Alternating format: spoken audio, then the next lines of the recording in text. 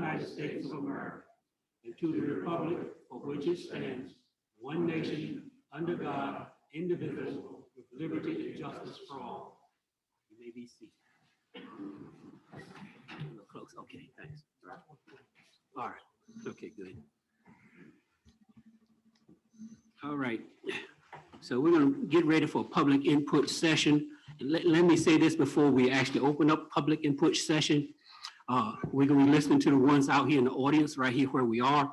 And for you that are out there in the, what I call it, cyberspace. All right.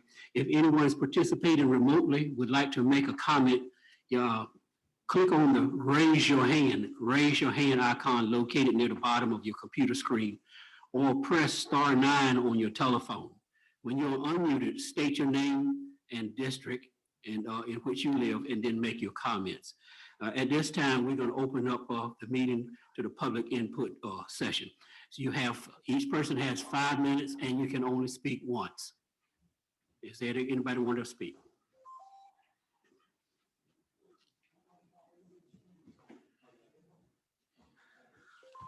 Good evening, gentlemen.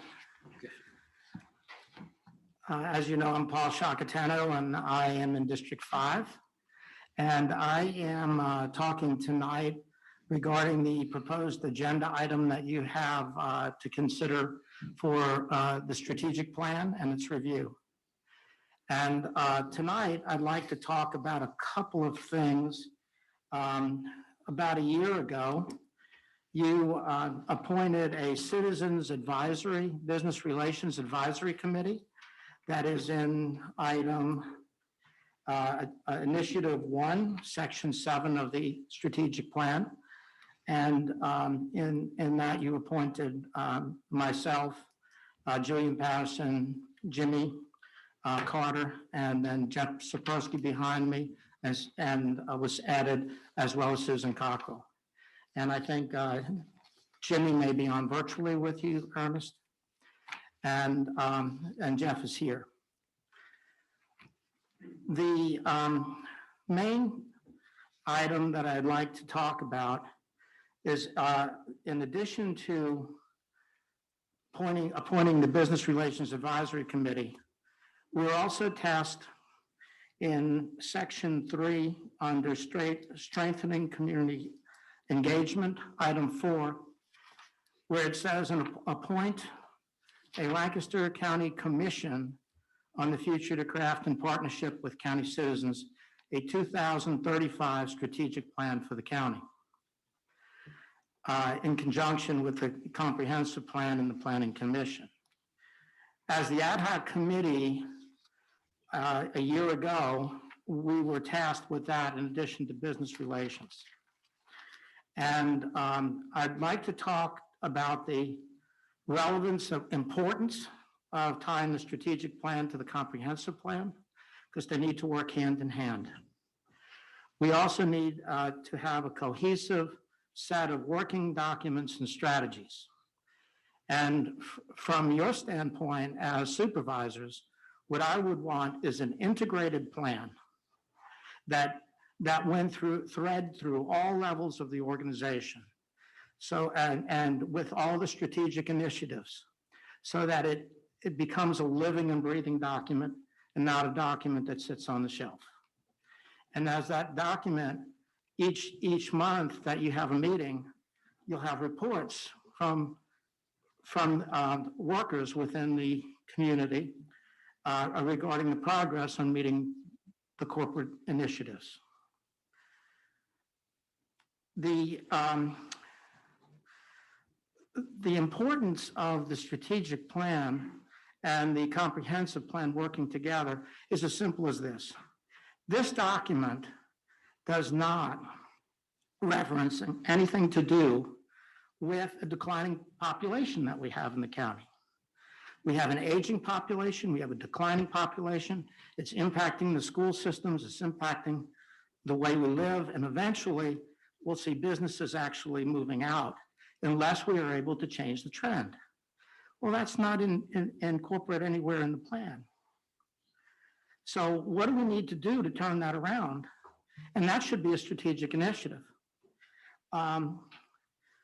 We need to get 30 and 40-year-olds into the county.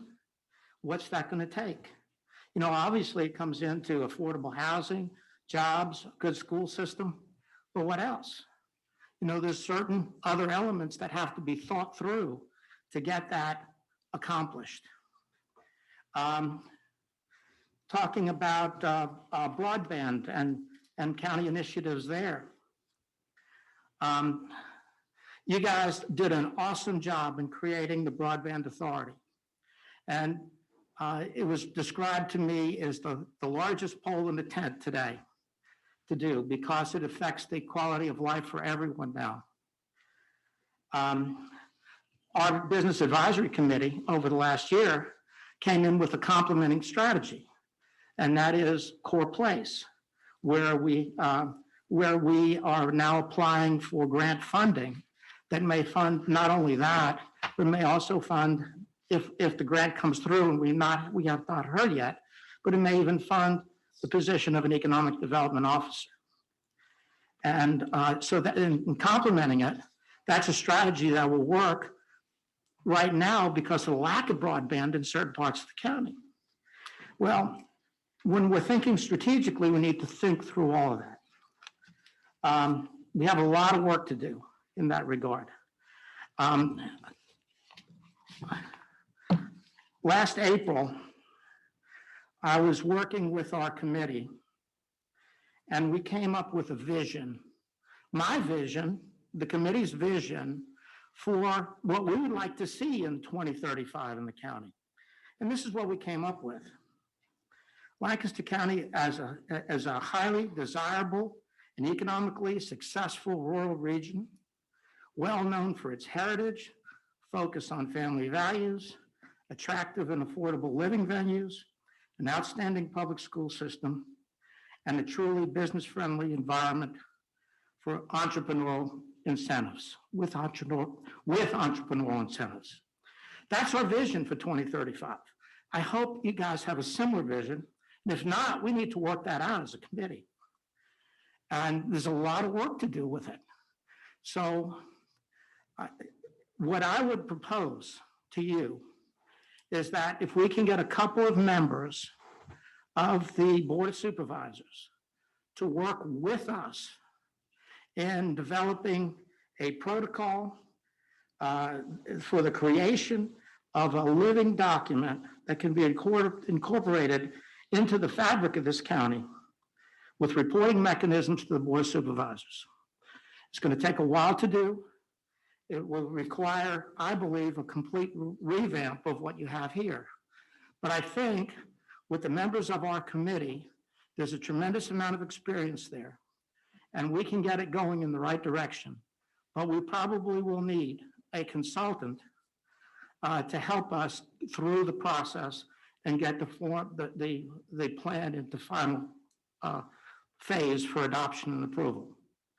So rather than look at it, you know, and say, and wordsmith it tonight, what I would propose is we stop what we're doing. You've given us responsibility for part of it, the economic development part of that strategic plan, but it threads through a lot of different things. And what we need to do is craft it in a way that's going to be beneficial for the entire community. And I think we're willing to spend our time with you guys in working on the process. Good, thank you. And I'll be staying around for the rest of the meeting. So if you have discussion later on, I'll be here to answer any questions. Good. All right, thanks. Thank you, Ernest. Anyone else? Yes, sir. Come up, state your name and what district you're from. Sure. Good evening, members of the board. My name is Craig Adair, and I am a senior development manager with a solar company called Open Road Renewables. So I'm not from any district. My company is from Austin, Texas. But thank you for taking up this ordinance tonight. And I just wanted to say a couple of things. First, as I think most of you know, my company has been working with landowners in Lancaster County now for going on close to 3 years. And It's been an honor for me to get to know this area. As a Texas boy, I don't often get to drive past a place like 300-year-old, historic Christ Church, and while I'm doing my work. And so I've really enjoyed getting to know the community here. And some of the landowners that we've been working with are here tonight. And I just wanted to convey a couple of things. First of all, that assuming you were to move forward with the solar ordinance that you're going to be talking about tonight, we would be looking to file a permit application shortly thereafter, within the next few months.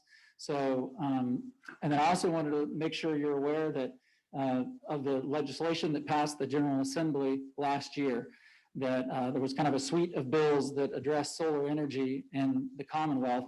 And the result is there's substantially more revenue on the table for counties that host solar projects.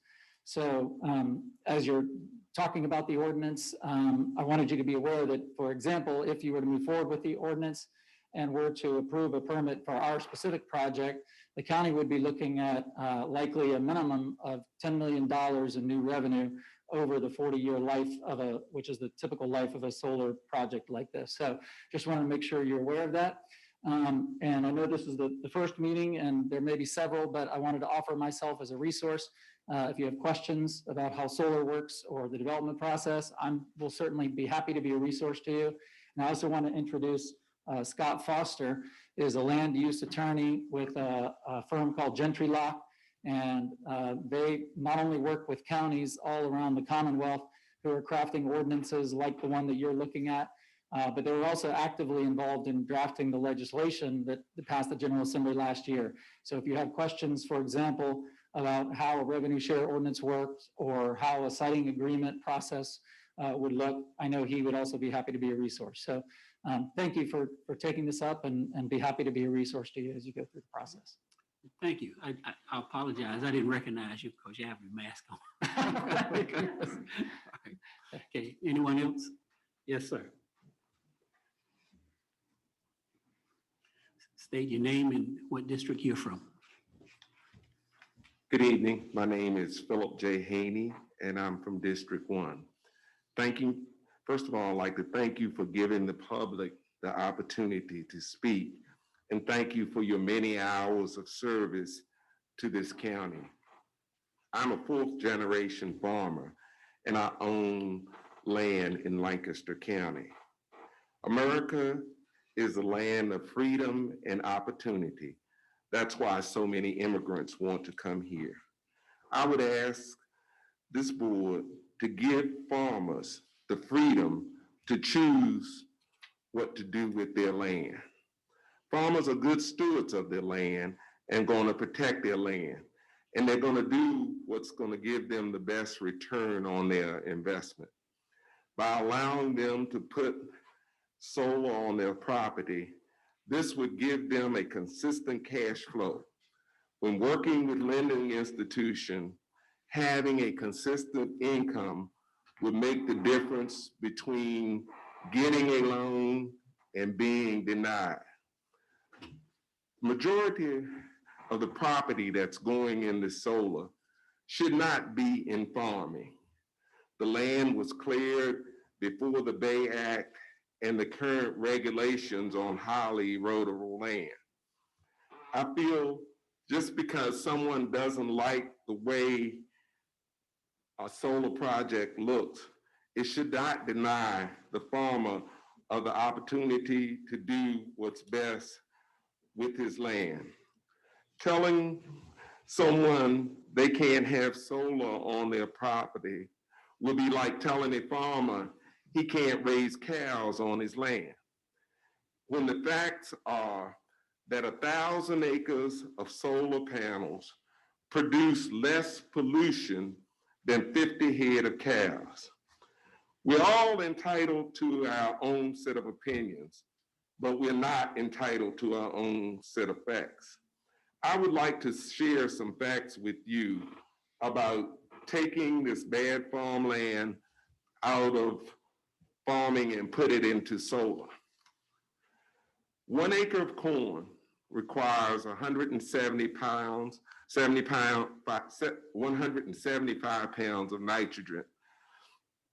80 pounds of phosphate, 100 pounds of potash, 2 quarts of Atrex, 3 quarts of Roundup, 1 quart of Simazine. So this farmland would go in a rotation. It would be corn in 1 year and then wheat and soybeans the next.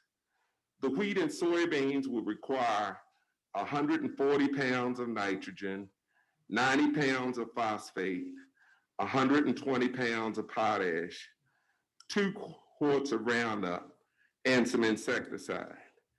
If you take over a 20-year period of the corn, and then we're going to take 20 years of the soybean for a 40-year life, 20 years of corn would use 1,080 gallons of nitrogen per acre.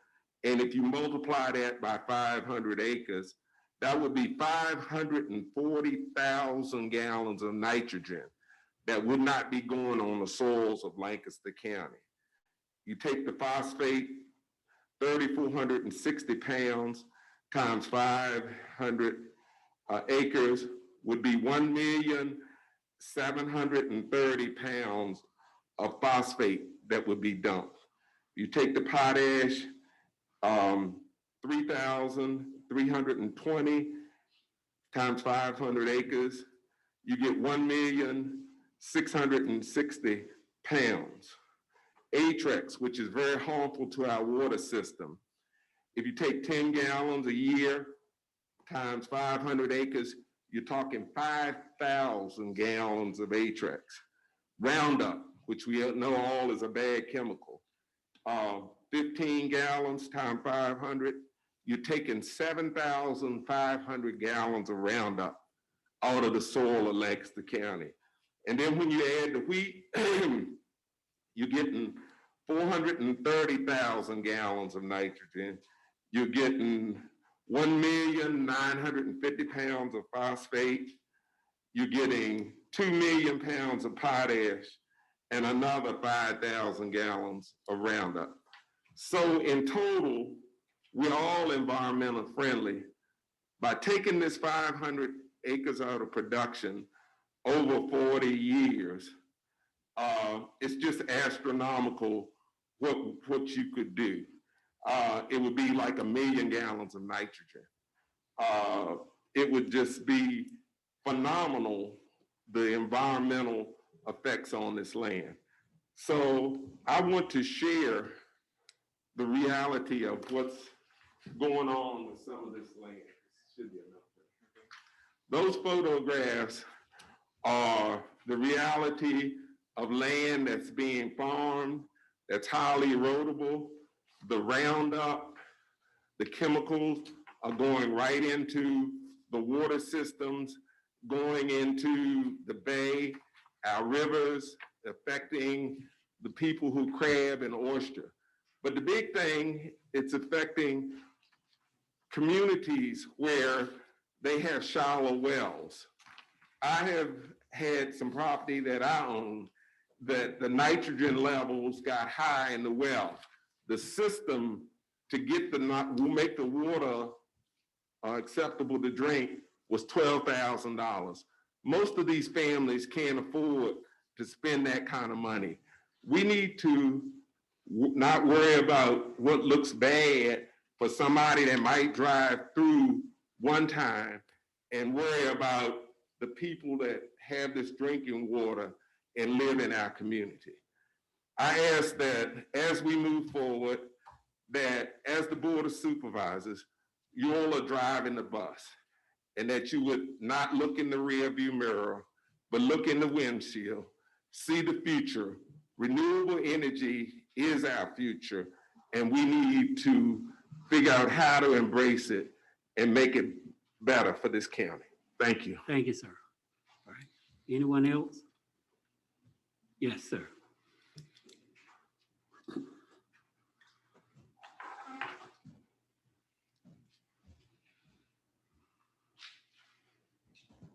Good evening. My name is Philip Johnson Haney IV, and I'm from District 1. I hope to be a 6th generation farmer in the northern neck of Virginia. I'm not sure if I can live up to my dad or my grandfather over there, but I can try. But first, I do plan on going to college to better understand the business of agriculture and political science. And my family could use the revenue from this solar project to help pay for my education. And while the price of college tuitions rises for today's young people, I believe the revenue from this solar project will relieve some of the cost of me and my siblings' tuitions for my family. But the financial benefits of this ordinance are not the only ones. I'd also like the members of this board to recognize the significance of both giving the hardworking farmers of this area the freedom to have steadier incomes, but also to send a message to any other small county in the Commonwealth of Virginia and the rest of the country that widespread renewable energy sources are not a pipe dream. And you can show the young people of this region that it can happen right before their very eyes. My generation in particular could benefit just from seeing solar panels near where they live, not just in textbooks. If you tell me, I forget. If you teach me, I remember. But if you involve me, I learn. And the young people of Lancaster County and of the Commonwealth of Virginia deserve to see the older people around them work to provide cleaner energy sources for them. We will be the ones living in the future. We will be the ones carrying out this plan. So it makes no sense to me why we can't do it, why we can't say we can be the first, or the second, or the third, why we can't move forward.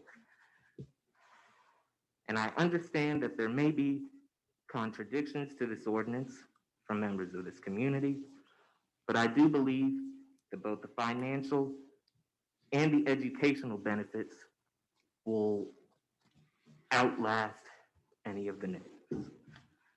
Thank you for your time. Mr. Haney, may I ask you your age? 17. 17. You did an excellent job of presenting for a 17-year-old. Thank you, sir. Thank you. All right. Anyone else? Yes, sir. Yes, ma'am. I'd just like to add, if anyone feels comfortable pulling their mask down when you speak, you can do so. It would actually help us with the recording of the minutes if you did that. So feel free. My name is Susan Marsh. I'm with District 2, and I am here to talk about the solar project, potential solar project. I'm not totally against it. I just ask that you all read the proposed comprehensive plan and make sure that it's safe for environment. I mean, if a tornado comes up and the panels get broken, carcinogens go in the ground, the glass, removing them in 40 years when they're done, is there going to be a bond set and the amount of the bond, and will it be comparable to the economy at that time? So I'm just asking you to look at the big picture. I'm not saying I'm totally against it. I have opted out on air property. That's my personal option. But I'd just like you all to just look at the big picture and make sure that we're doing everything we can to save our beautiful county. Thank you. Thank you very much. Okay. Anyone else? Yes, sir. I don't think I can hold up to the previous speakers, but I'm going to do my best. I'm Jackie Barrick, District 2. I'm a landowner in Upper Lancaster County, and I own geoproducts in Kilmarnock. I understand the board will be discussing this evening a proposed solar ordinance. I think it's important for the Board of Supervisors to move forward to a public hearing with this ordinance. I think renewable energy is important, and I also think it's very important to allow solar farms in District in Agricultural 1 and 2 zoning. My reasoning behind it is this. When you travel across the country, across the United States, Southern United States, when you see solar farms, you don't see them in an industrial district in the city, you see them on farms. commonly where it's livestock nearby, farmland. Broadus Flats is an instance of that. You see them in Virginia on farmland. Things have changed somewhat. Right now, the solar farms, some of these solar farms are raising sheep and cattle on the solar farms as well for the grazing purposes. And you don't see sheep and cattle in an industrial zone for sure. But aside from all of that, there's another aspect of this. And I know you gentlemen, I know Mr. Lawson is certainly fiscally conservative. And this is what I'm trying to say. If this ordinance passes and the proposed project passes, the county and state federal processes, the solar farm would produce $10 to $14 million in revenue for Lancaster County over the next 40 years. And I think that includes an upfront payment. The same real estate taxed as it is now as agricultural land over the next 40 years will be between $260,000 to $360,000 in revenue to the county, unless if the forest land is put into land use. So, you know, when you can go from $260,000 to $10 million, you're helping the economy. It's going to produce 4 or 5 jobs. I really and truly wish you all would consider this ordinance and send it to public hearing, and let's try to move forward with the solar project. Thank you all very much for your time and patience today. Thank you, sir. All right. Is there anyone else? Anyone in here? All right. Is there anyone participating remotely who would like to make a comment? If so, click on the raise your hand icon located near the bottom of your computer screen, or press *9 if you're using a telephone. And when you're unmuted, state your name and district in which you live, and then make your comment. You have someone? Charlie Costello. Charlie, okay. All right, Charlie. Mr. Costello? Can you hear me? Yes, sir. Loud and clear.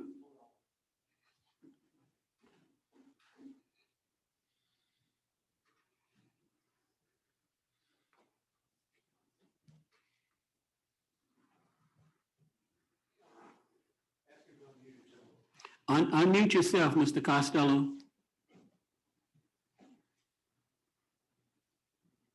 We heard you in the beginning, but we don't hear you now.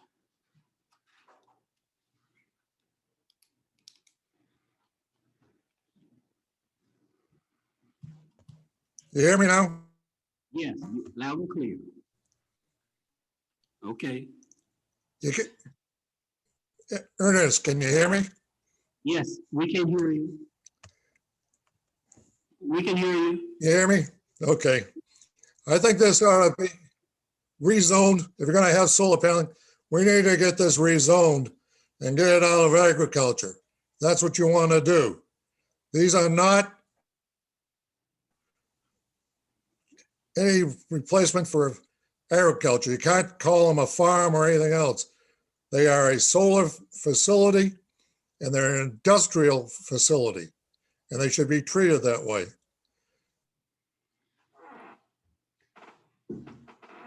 Over 4.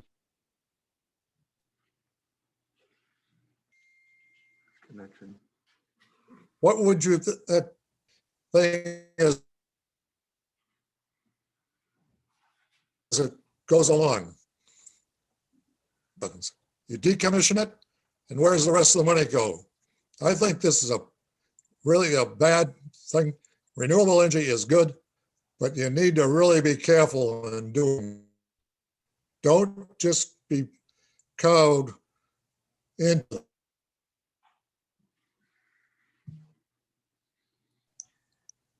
That's on his end. Thank you very much for. Okay, well, thank you, Mr. Costello. Some of that we heard and some of we did not, because you were going in and out on us, but we heard some. All right, thank you, sir. Mr. Chairman, Yes, if he wishes to write out what he said and send it in, we can put it in notes. all right. If you would like to write out what you said and send it in, we would insert those into the minutes. Did you hear me? He's off. Yeah. Okay. All right, thank you. Is there anyone else out in the remote, that's participating remotely that would like to comment? If so, raise your hand. Okay, all right, Mr. Costello. You there? We don't hear you. Yeah. You got a poor connection. Yeah, just got to move on. Yeah, all right. Okay, if you can hear me, what was stated before is the comments that you made that we heard part of and didn't hear the rest. If you write those out and submit them to us, we will put those into the minutes. And we'll get ready to move on now because we can't hear you. All right, thank you. Ernest, can you hear me now? Ernest? Yes. Yes. I heard you about submitting it. But this is why we need better Wi-Fi around this place. When a person can't even compute, and it's very necessary. Thank you, friends. Bye now. Thank you. All right. Is there anyone else that's participating remotely? If so, Craig Mintz. Okay, Mr. Mintz, you're on. I think he wants to speak on public hearing number 2. Oh, that's what you want to do? This may not This, be. this is public comment session. If you're for a public hearing, that's later. All right, then I'll wait for later. Thank you. All right, thank you, sir. All right. Anyone else with public comments? All right, Mr. Silverman. Yes, I agree with Charlie. Someone ought to do something about broadband in this area. But I just want to say, I've heard a lot of comments about carcinogens and whatnot falling into the ground from solar cells.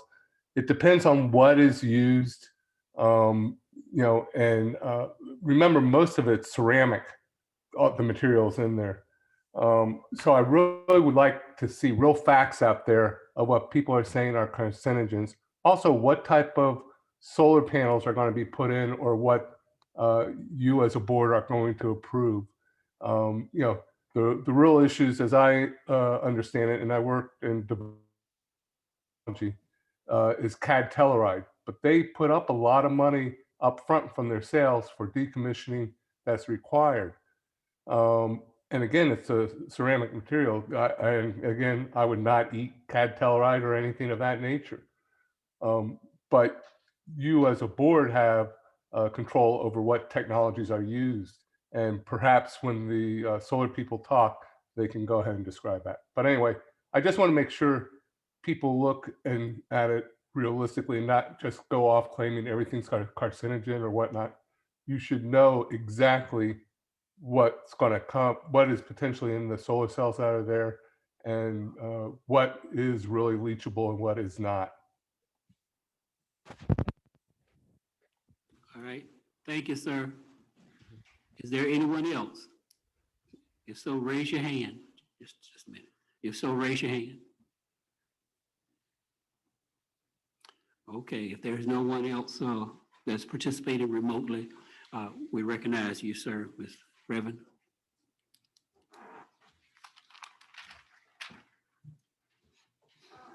Good evening. Good evening. I'm Peyton Wall. I'm pastor of New St. John Baptist Church, and I come representing to speak on the solar project. I just voice my opinion that I feel that it would be beneficial for the county and for the residents of the county, as far as it will bring in some revenue for the county to help to beautify and build some new schools and things, and do some more projects that can benefit the county to help to generate some jobs for some people that are here that can't find jobs now. I know the jobs would be temporary, but there will be temporary jobs that can help pay some bills. Families can pay some bills. So I believe this project will be a good project to help open up some jobs. And then there will be some few jobs that will be permanent that comes with this process. But my main concern, as I was listening to Mr. Haney speak, is about the chemicals and stuff not being poured into the ground, seeping into our drinking water and the people's waters and rivers and stuff. I don't know about nobody else, but I've been going by some of these rivers and looking, and you see fishes and things just floating on top of the water. we need to do more that we can do to preserve our rivers and our lands to make it more safe for us and our children in the future. So I'm here to voice my support for the solar project on behalf of New St. John Baptist Church as the pastor, looking out for my congregation and their welfare, because one thing, like I said, will open up job opportunities, and it also will bring in revenue for the county, and as well as for I know we're talking about the landowners, but it will bring in revenue for the county to help do some things to improve our county. So I just want to voice my opinion on that. All right, thank you, sir. Thank you very much. Anyone else before I close public hearing? Okay, anyone else that's participating remotely before I close public hearing? Public input. Public input. All right. Okay, all right, public input session is closed. We're moving on to old business. Mr. Gill? Mr. Chairman, at your organizational meeting on December the 10th, you all voted to add old business to the agenda.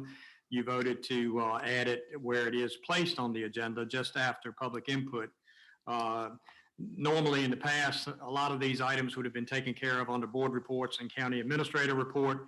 But by that time in the meeting is long and people are tired. So we'll try it at the beginning of the meeting now. So the most obvious old business is this room. The last time you met, December the 10th, was under the old configuration.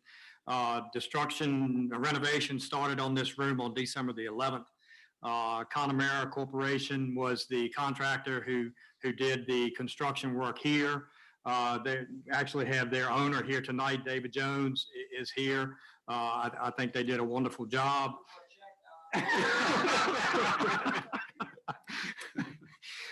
We also contracted with AVI SPL for the audio visual. We have Mr. Chris Chandler over here. Raise your hand, Chris. He and his team did all the installation of the cameras and the audio visual equipment, and he graciously came tonight to make sure that everything went off without a hitch. He's been schooling Glenn on how to take care of this, and eventually our meetings will be live streamed. Lancaster County now has a YouTube channel. It'll be live streamed over YouTube, and hopefully at some point in time we'll be on ABB cable channel under the local government channel. So that's what's in the plans for in the future. Also want to point out that the paintings in this room were professionally arranged. They were cleaned. All the hardware was replaced, both on the painting and in the wall. And Mr. Roy Carter, who also serves as our Economic Development Authority Chairman, was responsible for doing that. That's what he does professionally, hanging paintings in museums and things, and I think he did a fantastic job with that. And of course, our maintenance staff, building official here at the county had a lot to do with this room, and we still got a couple of minor items. We're going to build a couple of podiums that match the woodwork on these tables and place a podium in front of each column here so that folks just have to walk up the aisle and speak and won't have to step in front of people. So that's coming in the future. We're also going to do a little more work on these pews to make them look a little bit better. Just time ran out on us before we got around to doing that. So that's the first item of old business that I wanted to touch on tonight. The second thing, I've got three things that were brought up at last month's meeting that I want to comment on. It was decided last month that we would run an ad in the newspaper for vacant board commission positions. I had said I'd get that done in January, but with everything else going on, I didn't quite make that, but I'll get that in the paper next week. I've had one board member ask me if the board need to take any action on whether or not to allow appointments not by district. And there are two boards and commissions that require appointments by district, but all of the others do not. So, I don't believe you need to take any further action on that. When you approve an appointment, you've done so. You've taken action on it. So it was also stated last month to write a letter to our animal control officers, Jamie Abbott and Michelle Lackert, commending them for a perfect state inspection. I believe this is the 12th year in a row that Lancaster has had a perfect inspection on our animal control facilities. That whole group is is handled by 2 full-time employees and 1 part-time employee. They do it 365, 24/7, and they do an excellent job. That has been done. I've also talked to them personally and delivered your commendation for a job well done. It was also brought up about a proposed cigarette tax in the county jurisdiction. The towns of Kilmarnock and Whitestone already have a cigarette tax, and the possibility of a regional tax board overseeing that. And we just haven't met since the last meeting, so I don't have anything new to report right now. But when we do meet again, I'll bring back some additional information for you. Don, there is some additional legislation lurking in the General Assembly on that as well right now. Okay. I also had one board member who gave me some items that he wanted to add to old business, so I'm going to touch on those as well. It's been a big problem in Lancaster County of having very little public access to the water. And one of our board members, Mr. Lee, and our Planning and Land Use Director, Mr. Barnes, are working on that, looking at old road endings and possible other avenues that we can secure additional public access to the water for our citizens. One other item was brought up about short-term rentals. You know, a couple of years ago, Lancaster County enacted an occupancy tax on short-term rentals. It kind of got off to a slow start. Brian Barnes, their Planning and Land Use Director, is responsible for maintaining a database of the applications. And then Marlon Savoy, our Commissioner of Revenue, is responsible for the collection of the taxes. Dr. Westbrook helped a great deal, I don't know, about a year ago with this process. And he helped us get the word out to companies that rent short-term rentals, Airbnb, VRBO, and there's some others that I'm not thinking of right now, but he helped us get that word out. And those companies now are actually telling folks who rent through them that the county has an occupancy tax and that, you know, that needs to be taken care of. So another item that was brought to my attention was we have an internal zoning compliance spreadsheet that has been updated weekly. And I think I said that I would send out the link to you all when that happened, but and I haven't done that, but you all have that link, and I'll try to remember to do that in the future. But it has, in fact, been updated weekly as you all asked for. There's also been a couple of personnel issues that we've talked about in the past, and the board member wanted me to touch on this. Possibly adding a position under my department. And my plan is to take care of that in the upcoming budget. When you all see the proposed budget, I've got it scheduled to introduce it to you on March the 11th for FY22. You will see some references to those issues that we've talked about previously. So, and the last item that I have for you is in late November, we advertised for Brian Barnes' old position, the Environmental Codes Compliance Officer position. We interviewed candidates in December, and we hired Miss Hannah Smith. And I'd like Hannah to stand up right now. Hannah is our new Environmental Codes Compliance Officer. She started on January the 4th, and she's still here. So we we haven't made her mad or discouraged her. So Hannah is a graduate of Lancaster High School. She got her bachelor's degree at James Madison University, has done some graduate work at East Carolina University as well. So we're very, very glad to have her on staff, and looking forward to many years of service from Hannah. So that's my old business report for you. I'm asking you now if you have anything to add at this point. So let me say to Hannah, welcome aboard.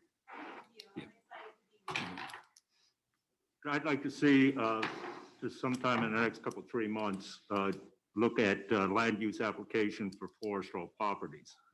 Land use tax for forestal properties. Okay. One of the few localities in the area that don't offer that. I think timber is a crop, and I think we should consider it. We did not last year because we didn't know how COVID revenues were going to come out. but I think we're in a position to seriously look at it this year. So I'd like that to be the part of the budget deliberations, but I don't want to get past, as I remember, a deadline that we have to comply with in order to make it effective. Okay. So if you could research that and get it on the agenda at the right time, I would appreciate it. Yes, sir. Any other old business? Okay, so let's move on to Virginia Department of Transportation, Mr. Bryant.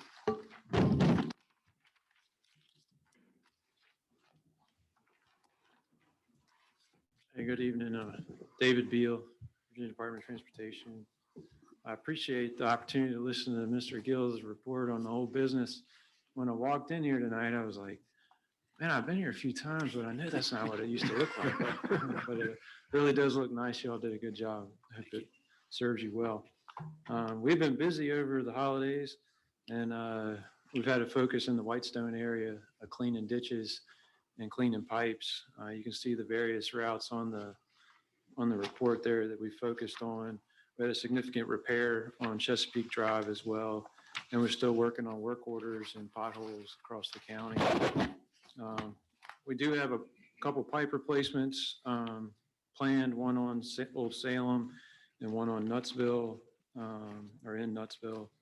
And then we'll continue to work on those drainage issues, cleaning pipes with the vac truck, and potholes across the county. We should receive in the next 30, 60 days, probably 60 days, our allocations for the secondary 6-year plan for the upcoming year. If you remember, last year, we took that money and just put it in a placeholder, and we'll assign that this year. Just due to the pandemic, we weren't able to coordinate and get that done. But it's never too soon to start thinking about your priorities, what roads you might want to add as far as paving gravel roads. The other two projects there in the out years, we will be doing a scour repair project over Camps Prong on Route 3 towards the end of this year. That's all I had. If you all have any items for me, I'm happy to take them. I have a question. There was Regina Road. You had made a comment, I believe it was last meeting, that additional safety things need to be done there because of the number of accidents. Will we be told what those are, or will you just take care of them, or have you already taken care of them? Is that 604? Yeah, I think what Dr. Westbrook is referring to is the two smart scale projects Yes. that Lancaster submitted Yes. in this latest round of smart scale. And David, do you want to touch on those? Yeah, I can. The county submitted two applications, one at Route 3 and 604 Regina Road, and one at Route 605 Pinkersville. Thank you. And the recommended, cut to the chase, the recommended funding scenario came out last week, and the 605 project, Pinkersville, was recommended to be awarded, to be funded. And that was the only project in the entire residency, 5 counties, including King George and the 4 counties of the Northern Neck, that were awarded. And the reason is because of the safety need at that location is significant enough that we scored enough points based on safety. The issue at 604 is that the crash rate and the injury rate is low enough that it doesn't generate enough points in smart scale to be. We got to hurt more people there. Huh? Yeah, okay, I get it. So I get that it. project actually did not screen into smart scale. So it was not considered for funding. It did not get scored. I had it exactly the opposite. I thought the one was not and that this one was. So Yeah, no, it's must be a disconnect up here. When does the funding take place? What, 2030? It close, if not, I don't have it off the top of my head, but it probably is either 28. It's probably about 28. I'll double check and get that to Don. Add up the body count between now and then. All right. Does anyone have anything else? For the sir? All right. Yeah. That's it? We're going to hang around for the abandonment hearing. So if there are Okay. any other questions on that, we'll be All right. available. Okay, thank you very much. Gentlemen, before I move on to the next one, let me go back to old business. It was something I wanted to do. If I can get consensus from the board, I would like for us to send a thank you and a letter of appreciation out to Mr. Carter for what he did with the portraits. Do I have a consensus on that? Yeah. Okay, good, thumbs up. Okay. And All right. also, I think we really need to, I don't know that it needs a letter, but with Ernie and the crew and Don and. Yeah, I was coming, yeah, Yeah, everybody deserves a pat on the back. yes. For what they've done, and Glenn for finding this whole system and making it happen. So somehow recognition would be good. Right, A right. raise would be nice. They appreciate that better, wouldn't it? What do you say, he's gonna raise his hand? Is that what he said? You see if you can get a job with David or Colin there on the side. You get. Okay, let's move on. All right, Broadband Authority update. Mrs. Thompson.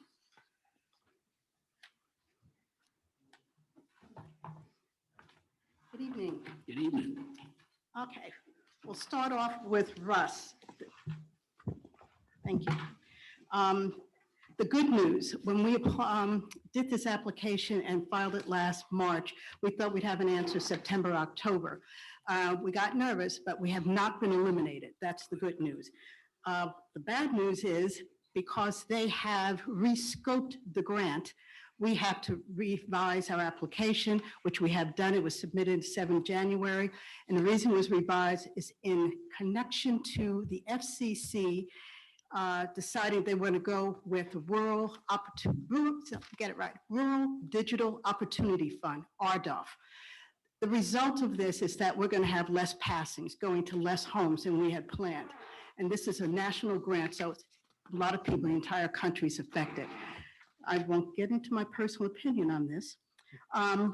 Last fall, we did another application for VDOT, the Virginia Telecommunications Initiative. Likewise, the state decided that they would look at RDOF, which means for the region, the area we had identified and the residences we had identified, we will not be able to do all of them, again, because of RDOF. Now, for people, I'm not going to stand here and try to explain RDOF. It takes a while. But anybody's interested, they can Google RDOF, and there's all the information you want to know about RDOF and how it affects us and other counties. Even though we don't know the answers yet, we have submitted the revised application for VATI. The deadline is 8 February. We'll probably be sending it in no later than 1 February. So we're in a holding situation right now to see how we do with those grants. Even though we're holding, we're not just sitting there and waiting and twiddling our thumbs. We're trying to be prepared so if we win Russ and or VATI, we know what we have to do. We're looking at what kind of personnel we may need to help us manage this. We're looking at milestones of how we're going to do our financial reporting requirements, anything that's required by the grants. So that's what we're doing now, including a marketing plan, until we hear that we got to get moving faster. Now, next, in accordance with our bylaws, we'd like the board to approve the appointment of Ms. Cherie Kaiser to the authority. She will be replacing Margie Arman, who has moved out of the area. Ms. Kaiser is extremely qualified, and she is extremely interested in moving broadband in the county. Also, we have lost Mark McKercher, so we will have another vacancy on the authority. And finally, I'd like to also thank both Margie and Mark for what they did with the authority. They both made valuable contributions. The last thing is I got a call from the Matthews County Broadband Advisory Council. They want to become an authority. After working with them on VATI, which is a 4-county application, they liked what we do as an authority. So he asked, how do we become an authority? So they're going to read our bylaws, articles of incorporation, and they want to talk to our treasurer. We're going to help them how to become an authority. And that's my last thing. I did it fast tonight. Questions? Mr. Chairman? Yes, sir. Cassie and I have talked, the board talked informally, I guess, individuals talked about the possibility of a survey of our residents since our elected representatives at the state level have not put forth a proposed bill to have the residents look at a possible increase in sales and use tax with the money going to school construction. Some of us have talked informally about doing a survey of our residents to see if they would support that. Not that it would be legally binding on them, but anyhow, the Broadband Authority was very successful in the survey that you did for the need of each individual. And I would just like to continue the conversation with you, not here tonight, but informally, about how you did what you did, if the board decides it wants to do a survey. So that's one thing. The second thing, Mr. Chairman, I would like to move that we appoint Cherie Kaiser to replace Margie Arman. And I would also like to move that we appoint Gary Silverman to replace Mark McKercher. Gary was on the board originally, and I think he also has very valuable contributions. So. Okay, everyone heard the motion? Okay, everybody in favor of it, say aye. Aye. All those opposed, nay. All right, ayes have it. Ordinance made. Thank you. Thank you, ma'am. Okay, Mr. Barnes, proposed solar ordinance. All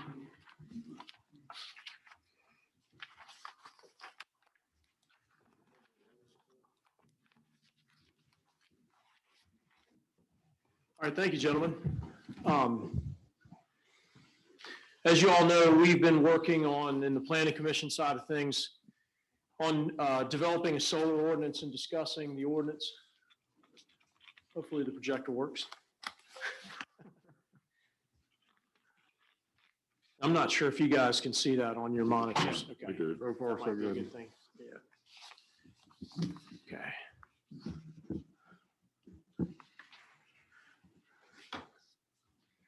Okay. Bob Barker over there.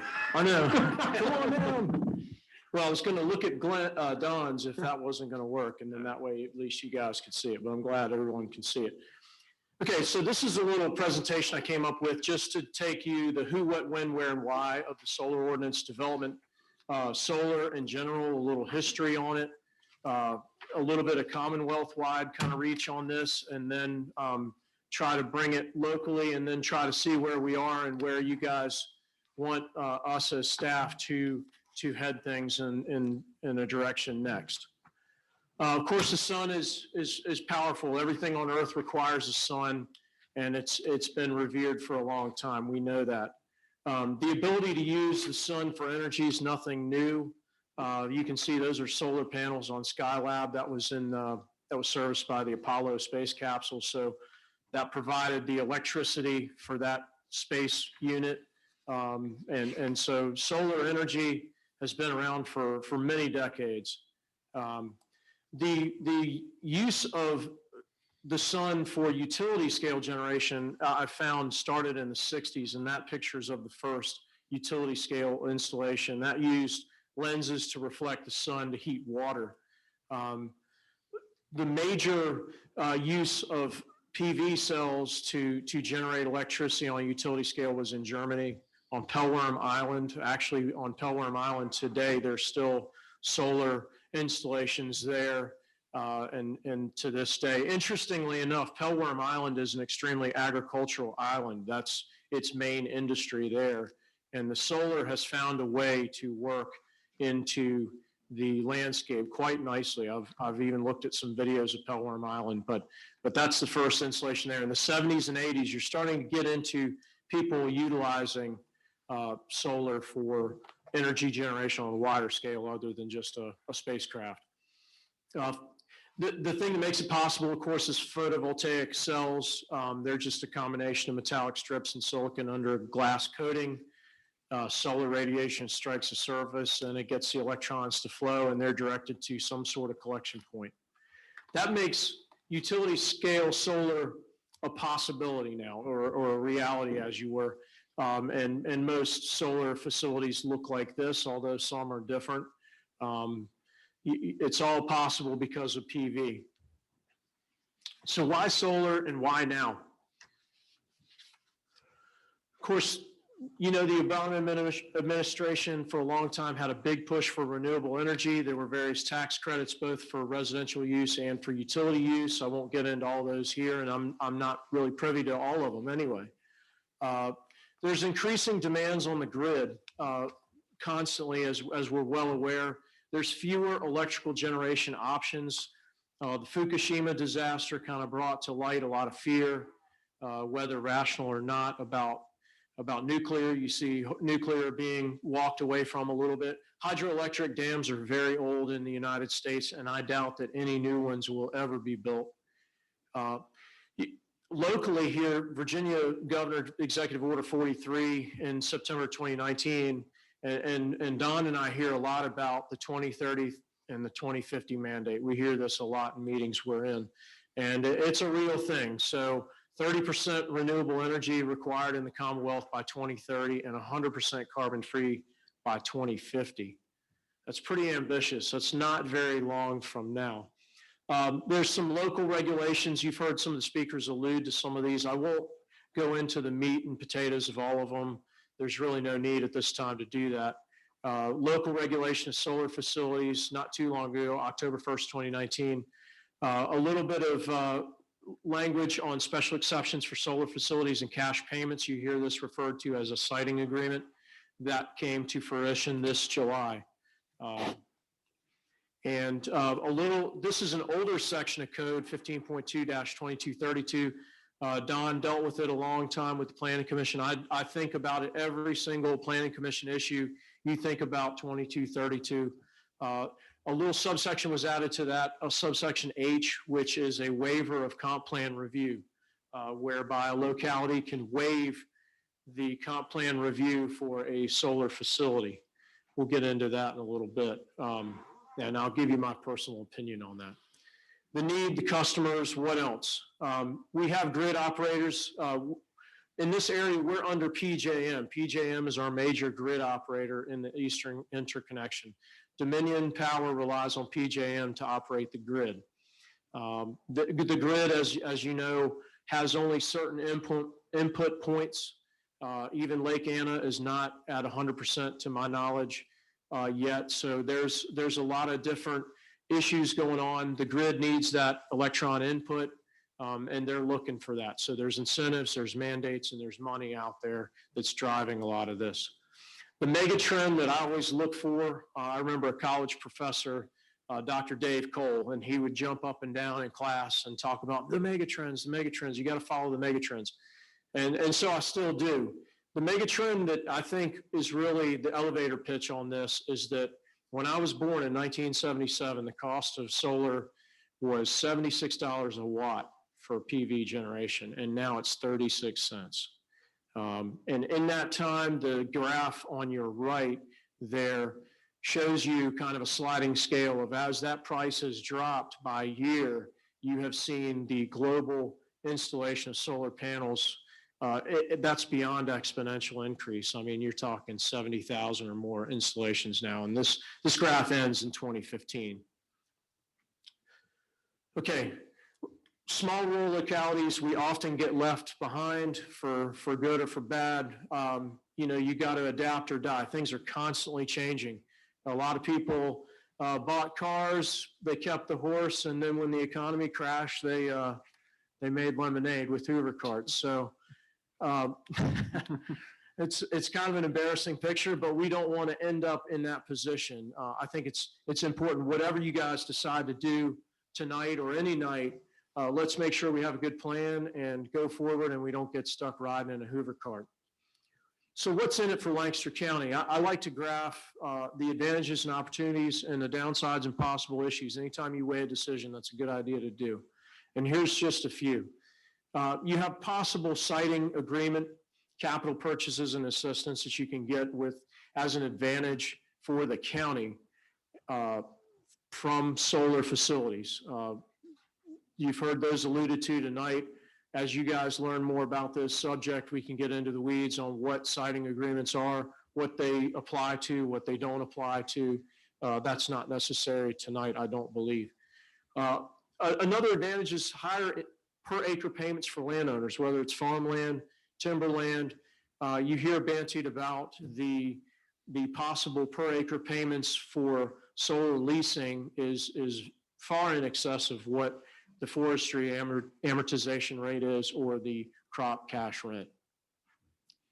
There are higher taxes on these lands involved to some degree. And I say some degree because it's been very, very hard for me to drill down for you. I'd love to have a graph to show you a comparative, a forward-looking kind of graph that says this is this acre now, this is what it's worth, this is what we tax it at, and this is what it'll be worth once it's developed with a full solar utility scale project. When I talk to the Commissioner of Revenue about that, she says, well, I need specifics, and really until something's developed, you don't know. I've talked to other counties and I've got some running ideas, and we can talk about that as this situation progresses. Local resiliency and local generation of electricity, that should be an advantage. When I talk to solar developers and even Dominion Power, you don't get much of a response on that. Correct me if I'm wrong, Don.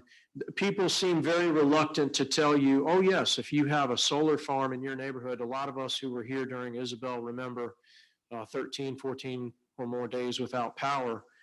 The thought, and the problem was really the transmission lines coming in here were totally destroyed. Whereas in some neighborhoods, they were pristine. If you live near a solar farm, might you get your power turned back on much faster and have better storm resiliency? Nobody's really willing to say that that's a reality right now, but that's a possibility. That's why I have some check marks there. There's also possible revenue sharing per megawatt for the locality. We are hearing the number bantied about right now of being in the neighborhood of $1,400 per megawatt. That's not a whole lot of money, but that would be in excess of the property taxes being garnered for that property that's involved in that use. There are downsides, and of course, my advantages and disadvantages list is not in any way, shape, or form exhaustive. So I'll just list a few of the obvious downsides. The future cleanup and what that may entail is unknown and possibly huge. As I've shown you, the solar utility scale use has been around for a long time, but in Virginia and in the East Coast area, it's only less than 20 years old. That's within the lifetime of the oldest facility. So we really haven't gotten into a development situation where those older facilities are now either coming off online or being renovated or whatever's going to happen to them. So nobody really with any certainty, almost anywhere in the United States can say, yeah, this is what it's going to cost to clean up a site. We're hoping that there's a lot of salvage value left in those panels. Experts say there are, but who knows? The inspection burden and possible environmental issues are huge. I'm not gonna, this is a lot of impervious cover on ground that, as several have talked about tonight, should probably not be the most proper farmland, which is going to make your runoff rate possibly higher. You're going to have a little bit higher slope situation. I've spoken with several folks, Halifax County and Mecklenburg County out in the central part of the state. They're a little bit further ahead of us on this. In some of those counties, they have as many as several thousand acres of development already in place and the switch is turned on. They've told me, they said, Brian, on an average site, there might be miles of silt fence to inspect after every rain. That could take one of our staff people a whole entire day per site after every rainfall. Who's going to pay for that? The county taxpayers are going to pay for that. So that's a burden. That's a huge burden. There's stormwater facilities required. There's inspection and maintenance on those facilities. And nothing lasts forever. Stormwater facilities don't last forever. They do not generally last 30 years. So that's something to think about.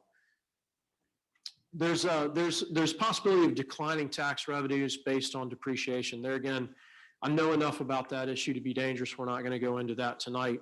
But the county administrator for Halifax County has told me that he's discovered after the fact that SCC has a lot of these facilities on a 20-year depreciation, and there's a sliding scale there. Of course, they're dealing with a lot higher facility rate.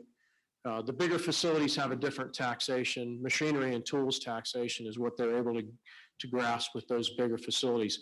It's doubtful that we would be dealing with that on our level. And this is something that nobody has talked about tonight. I've heard it mentioned to me in the office, but never really in a public meeting. But there's a huge loss of hunting lands and habitat. Most of these facilities are going to have a high enough fence around them that deer won't be able to jump it generally. A lot of other wildlife are not going to be able to migrate in and out. And you might tie up hundreds or even thousands of acres of land with a fence around it, where not only the recreational opportunity to hunt on that land is gone, but the ability of the wildlife that live in that area to move in a normal, unimpeded way is going to be severely limited, to say the least. So we have one solar farm in the county already. How is that possible? That's possible because that land was already zoned M1 industrial. It was a farm field, but it was zoned M1. It had been that way for a long, long time. This board dealt with that. You guys heard it as a special exception. And as you see, there were three action items there. And we, in the final decision on December 13, 2018, we included conditions. And those conditions were kind of the genesis to start this proposed draft ordinance. Mr. Lee is your representative to the Planning Commission, and he and I work very closely on taking those conditions and all that you see here and beginning to craft our own ordinance with that good start. And I think everything worked pretty well with Rappahannock Solar. We also took solar ordinances from across the Commonwealth. I tried to grab counties that were maybe, if they weren't close to us, they were similar to us in geography and culture and ag use. Isle of Wight, Cumberland, Northumberland, Gloucester, and we also looked at the Commonwealth Model Ordinance. And as you see here, we tried to take the best and leave out the things we didn't like. I've just got a quick graph here for you that shows setbacks and buffer are two things that you're going to hear a lot about solar issues. You probably already have. And we tried to graph those out and figure out where we were going to go with this, even just to start off with. And as you can see, setbacks and buffers run the gamut in the region. Northumberland's is about the smallest setback you've got. It's only 25 feet. That's pretty meager, I think, just not having really any experience with that. We knew that was kind of small. The buffer is up to the zoning administrator, if there's even a buffer. Isle of Wight was one of the most robust, and they had kind of they had different buffers for different areas. And the state was pretty meager, and the state model ordinance just said whatever zoning is for that setback, which was definitely not enough. Further comparisons using zoning approvals, there again by county and then by district. That runs the gamut. Down there, you'll see reference to a floating zone from Northampton County. As your staff person, please don't do that to me. I think I'll retire early if that happens. Floating zones are kind of a nightmare. Okay, this is for everyone to look at. This is a disclaimer. This is not a hearing. This is not final. This is a discussion item for presentation, just to give the board work that we've done. It's not final. It has to go to a public hearing and lots of deliberations if it's even considered. So don't throw anything at me yet. We're just talking. If you were to take on an article at this time, it would be article number 28, and that would go into the Lancaster zoning ordinance if you deem that appropriate. It could go into the code of ordinances, in which case it would not be named article 28. But assuming that it would find its way into the zoning ordinance, which I think might make the most sense, we went ahead and numbered everything using that number 28. There's a purpose, and we tried to make that purpose as forward-looking and kind of pay homage to the other preambles that you find in the other zoning articles that are within our zoning ordinance. And of course, the water-based resources of the county are of primary importance for conservation and recreation. And that's to guide, if it's no longer me here and no longer you guys, years in advance, we want to make sure that people understood what we intended with this ordinance. One thing I did want to point, those definitions, I like definitions. Definitions as a staff person, when you're trying to enforce an ordinance, if definitions are lacking, it feels like one arm's tied behind your back. So we tried to come up with some new definitions for some things, and I'll go through those really quickly here. Residential use solar, we did want to clarify that. Even though residential use solar is happening in the county now, we want to go ahead, especially the zoning staff, we want to get that language out there so that we feel very confident about going ahead and issuing rooftop permits, and know that folks, I think this should be encouraged, this kind of use, either roof tied like this or ground mounted. In this case, this individual built this is a carport, and the cost of this facility is really not much more than the carport itself. And this also is battery tied for this individual. In place of a generator, this can also provide most of the needs of the home, as well as a facility about that size. Staff feel that these two uses should be quote unquote by right.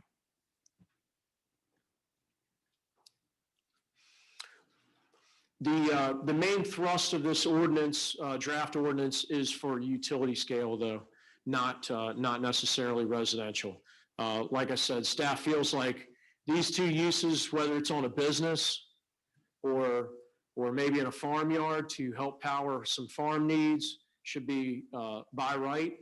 When you get into a utility scale use like this, where it's grid tied for the sole purpose of generating revenue, either for the landowner or for the utility or for all the above, that's utility scale by our definition. The draft you have before you allows this use with the successful granting of a special exception in A1, A2, and M1. An Article 22 site plans required. That eliminates us having to go to great lengths to explain the Bay Act in the solar ordinance. Article 22 is going to bring that into compliance. Erosion sediment control, Uniform Statewide Building Code, Virginia Department of Health, drainage, others. All this needs to be addressed in an Article 22 site plan. And that, of course, can be approved administratively, but we want to see these site plans as a part of an application that comes before you. We have some other submission requirements in this ordinance. We want to know the location of substations, the fencing, the setbacks. This is something that folks ask me a lot. I get a lot of calls asking about the possible setbacks. You can see I've highlighted here number 2. On Route 200, the Planning Commission voted to go with a 250-foot setback along Route 200, Route 354, and Route 3. That's one of the biggest setbacks I've seen statewide, but it was felt that those are our main thoroughfares here, and by going with 250 feet, you're much less likely to have a visual impact on the traveling public. The side setbacks may be reduced by the Board of Supervisors with an affidavit. That was an effort to address issues where maybe the same property is owned by the same applicant, and they maybe want to expand in the future, but a current project maybe is closer. That path could be fraught with danger, but it's there nonetheless. Vegetative buffer, our vegetative buffer, we went with 40 feet. Our plantings are much more robust than your special exception for Rappahannock Solar. As you see there, we're asking for 4 rows of shrubs. That should say and trees every 10 feet within each row.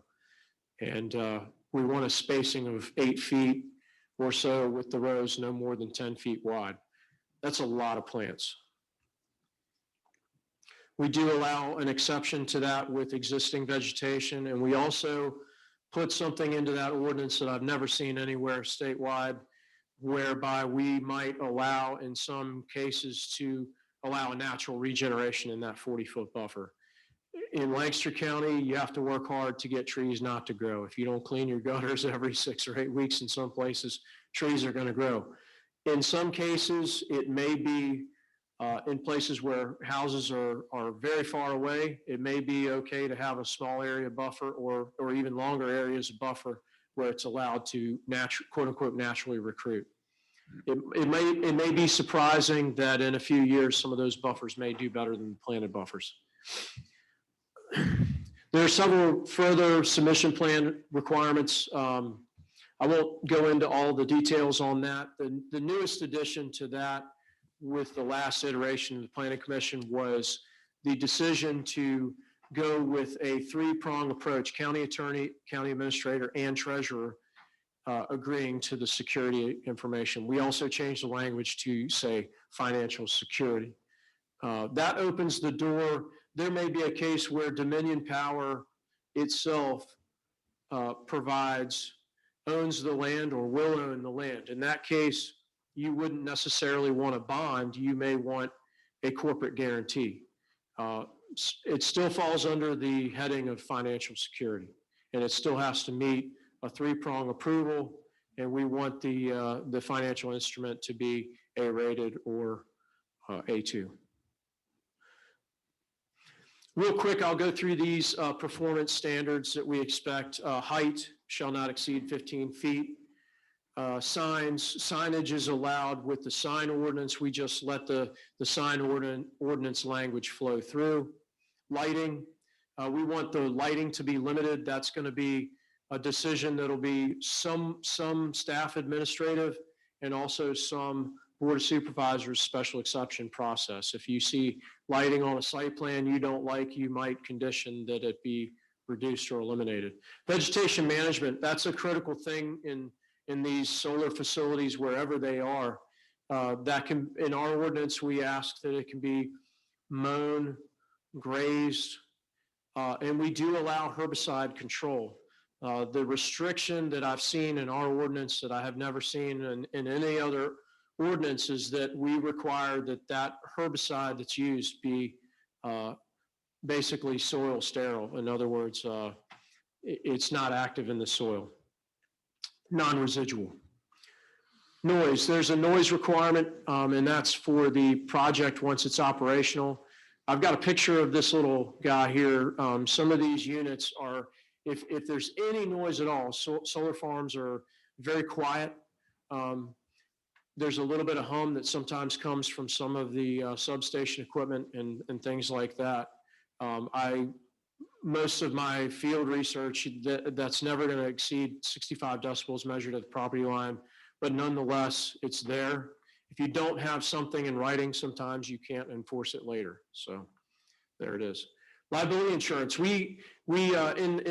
As this progressed, it was 5 years, and then we dropped it, and we dropped it, and we dropped it. And now liability insurance, we are requiring that be updated every year. That gives staff and the board the ability to look at the liability insurance and make sure everything's okay. Decommissioning, bad things happen. That's why I have a job.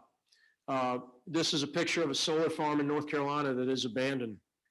When that happens, we need to have a procedure to come in and begin a process whereby if the property owner or the company or the utility won't clean it up, we will pay to have that done.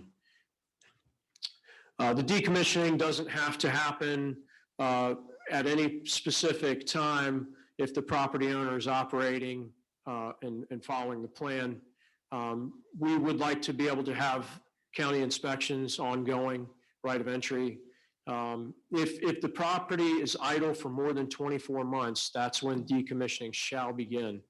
The one thing that's good about that interval, even though that's a long interval, I've taken some criticism for that. Most ordinances are 6 months or a year. The problem with that is determination. If we're doing an annual production report, there's going to be a time interval between two production reports where staff will know in the last 12 months you have not produced anything and you have been an inactive idle site. That's when we'll have a way to backstop legally with the county attorney to say, yes, we have paper proof that you've been idle for 24 months. Now begin decommissioning. We're going to allow 1 6-month extension from the Board of Supervisors for that decommissioning. I've seen some of these sites. I can't imagine how it could take 6 months or less to take some of them down. we'll give 1 6-month extension, at least the way it's written now. Enforcement, that's in Article 15. And we just, there again, we let that flow through. There's no need to rewrite that. We already have enforcement for our other zoning articles, so that flows through. All right, I'm almost done, so I'm going to move on. Okay, you see what we have. You've got options to move forward. Option 1, do something. Option 2, do nothing. Option 1, the county could adopt this ordinance with a revision to the A1 and A2 zoning district articles to make this consistent. That's going to, and there's 2 options within that option. The first option is that the comp plan could be amended at the same time to include solar language. To do that, we're going to have to set this ordinance aside probably, and then let the comp plan, we're already up to Chapter 6. We're talking about Chapter 6, Chapter 7, Chapter 8. There's some good comp plan language that could be added very soon, but it's going to take a few months for that process to work out. The ordinance could, the second option in that first option is that the ordinance could be adopted sooner and then wait on the comprehensive plan to catch up. The only problem with that is that in the meantime, any project that comes before you is going to rely on that 232 compliance waiver that I talked about, 15.2-2232 Section H, which makes me nervous as your staff person. Part of my job is to try to keep all of us out of trouble. With a good comp plan, with a good decision backed up with comp plan language, it's usually very lawsuit proof. Without that, we could have problems. I will say, I have asked of every single county on the Northern Neck, none of them have updated their comp plan yet, and every single one has adopted a solar ordinance, some of them years ago.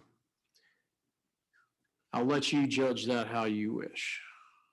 Option 2, the county could adopt no ordinance and just rely on the language of the M1 zoning district only. With that, there are 80 some odd M1 parcels in the county, I think 80, 82, 87 by my count. Those would all be open for solar development, comma, with a special exception. That would be your only solar district at that time. This would basically restrict a lot of projects. And the danger in that is that it may open the county up to a lot of rezoning attempts. You may have people trying to condition heavily an M1 request for a farm somewhere, or ag land, A1, A2 land somewhere, and try to bump it up to M1. As you all know, that could be, that has its own issues. The comp plan could be updated in the meantime to reflect the desired solar zones. And then you could bring an ordinance in next year, 5 years from now, 10 years from now. One advantage to doing that is sitting on the sidelines gives Lancaster County a chance to see where this industry is going, see what happens, see what goes wrong, and then we can have our time to make our ordinance perfect and maybe our path forward. It's up to you guys. Real quick, in doing this, I think some comp plan language possibilities that we might want to look at. Utility solar should likely be kept within 1 mile or less of transmission lines and substations. We need to avoid important watersheds and possible reservoir sites and other places like that that the comp plan already identifies, or modify those things in the comp plan and try to figure out a way to find a resolution to that issue.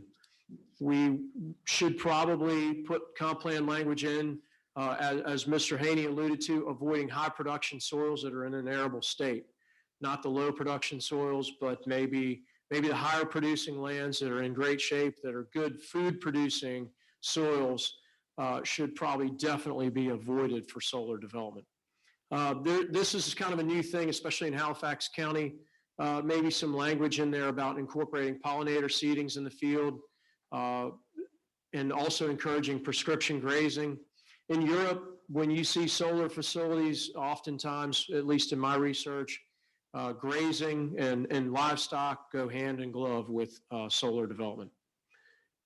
Solar should be encouraged in areas otherwise developed, rooftops, parking lots, brownfields, and save the wildlands for the future. I think the comp plan can talk about that a bit. And some mapping, you can map out certain areas where solar would be possibly ideal and other places where it should be possibly restricted. There was one comment tonight about industrial sites near cities. That is actually a big thing going on right now. You're seeing a lot of urban utility scale solar going on, and that's happening on those brownfields and industrial sites and other places. All right, that's all I had. I am the guy with the helmet.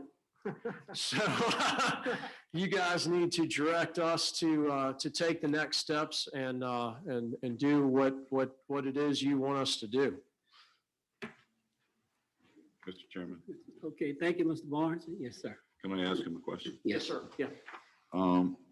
I did a little research on this and I found a guest columnist on the, I guess it's an online publication, Virginia Mercury.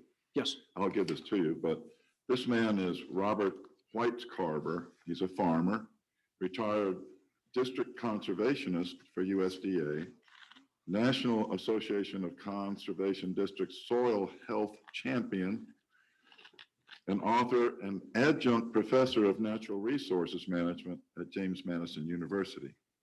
He lives in Augusta County, and he is saying that there are places that are better to have consideration for solar than others. I was very glad to see on your previous slide, before you put your helmet on, that to avoid the highly productive land, because what he's pointed out in this article is that the Soil Conservation Service developed in the 1960s a land capability classification system. So it's grading the soil, the land, about its best use or where it's not appropriate to do things. And I think that ought to be part of this. And I think it might behoove us to look at this classification system. And when I Googled it, I mean, it is something from the 60s, the slide, the graphs and all. But it goes right to what Mr. Haney was saying too, I think, that what is the best use of the land? Well, if it won't grow food well, if it's too much trouble, if it's too rocky or whatever the situation, the erosion that you showed is a quality of the soil, I assume. And so anyhow, I just wanted to throw this out there, that I think this ought to be part of whatever the siting requirements. It ought to either promote that this would be a good place to do it, or it ought to eliminate that this would be a good place to consider it. So I want to throw that out. Okay, any more questions of Mr. Barnes? Yes, sir. I believe in renewable energy, and I think there's a place for it in Lancaster County. But I think your concerns about the comprehensive plan and the timing of the thing are very valid. As a former planning and land use director and zoning administrator, I have the same one. And the problem as I see it is that when you make this a permitted use in A1 and A2, you do it with a special exception. That is true. But in my mind, it is still a permitted use. And as such, it should fall in line with not only the zoning ordinance, but the comprehensive plan. And may I just say that the only comprehensive plan that ever should have been a catch-up plan was the very first one created. Every other comprehensive plan beyond that should focus on the future. It's a plan for how we're going to develop the county in the future. For those who say, well, that gets in the way of property rights, the response I would have to that is there anybody sitting in this room that thinks that if they own a piece of property, whether it's A1, A2, R1, whatever, is there anybody in here that thinks that you're not controlled in some way and your property rights are not are unlimited? Because if you do, you're wrong. So, you know, you have to accept the fact, I think, that if you're going to have zoning, it should make sense. you're going to have a comprehensive plan, it should have value for planning for the future. I'd like to just read, for example, the A1, which in my experience was always an area where you really went out of your way to make sure that those lands were used for the, that they were somewhat protected from any kind of this type of development. And it says here, this district covers portions of the county which are occupied by various open uses such as forests, parks, farms, and I hope I never again hear the term solar farm. It's a solar facility utility scale. Thank you. Farms, lakes, or marshlands or wetlands subject to the county's Wetlands Commission. This district is established for the specific purpose of providing for safe and orderly shoreland development. And that's something we have in this county that we have to pay attention to, that we have special things that we have to watch out for. Facilitating existing and future farming operations, conservation of water and other natural resources, reducing soil erosion, protecting watersheds, and reducing hazards from flood and fire. Use is not consistent with the existing character of this district or in the provisions of any other law, state or federal, applicable to these portions of the county are not permitted. To ensure the success of the above goals, it is intended that this district maintain the lowest density of development in the county. When the state grants a waiver of something like a comprehensive plan, then to me, they're talking out of both sides of their mouth. Yep. So in my judgment, and again, I understand that there's people out here that have already got things in motion. I think we ought to look at that second option that you put up there. And by the way, you did a very good job on the presentation, but you should look at going back and really thinking about whether we should have a permitted use in the A1 or the A2. And if members of the board feel that, then it also should be in R1.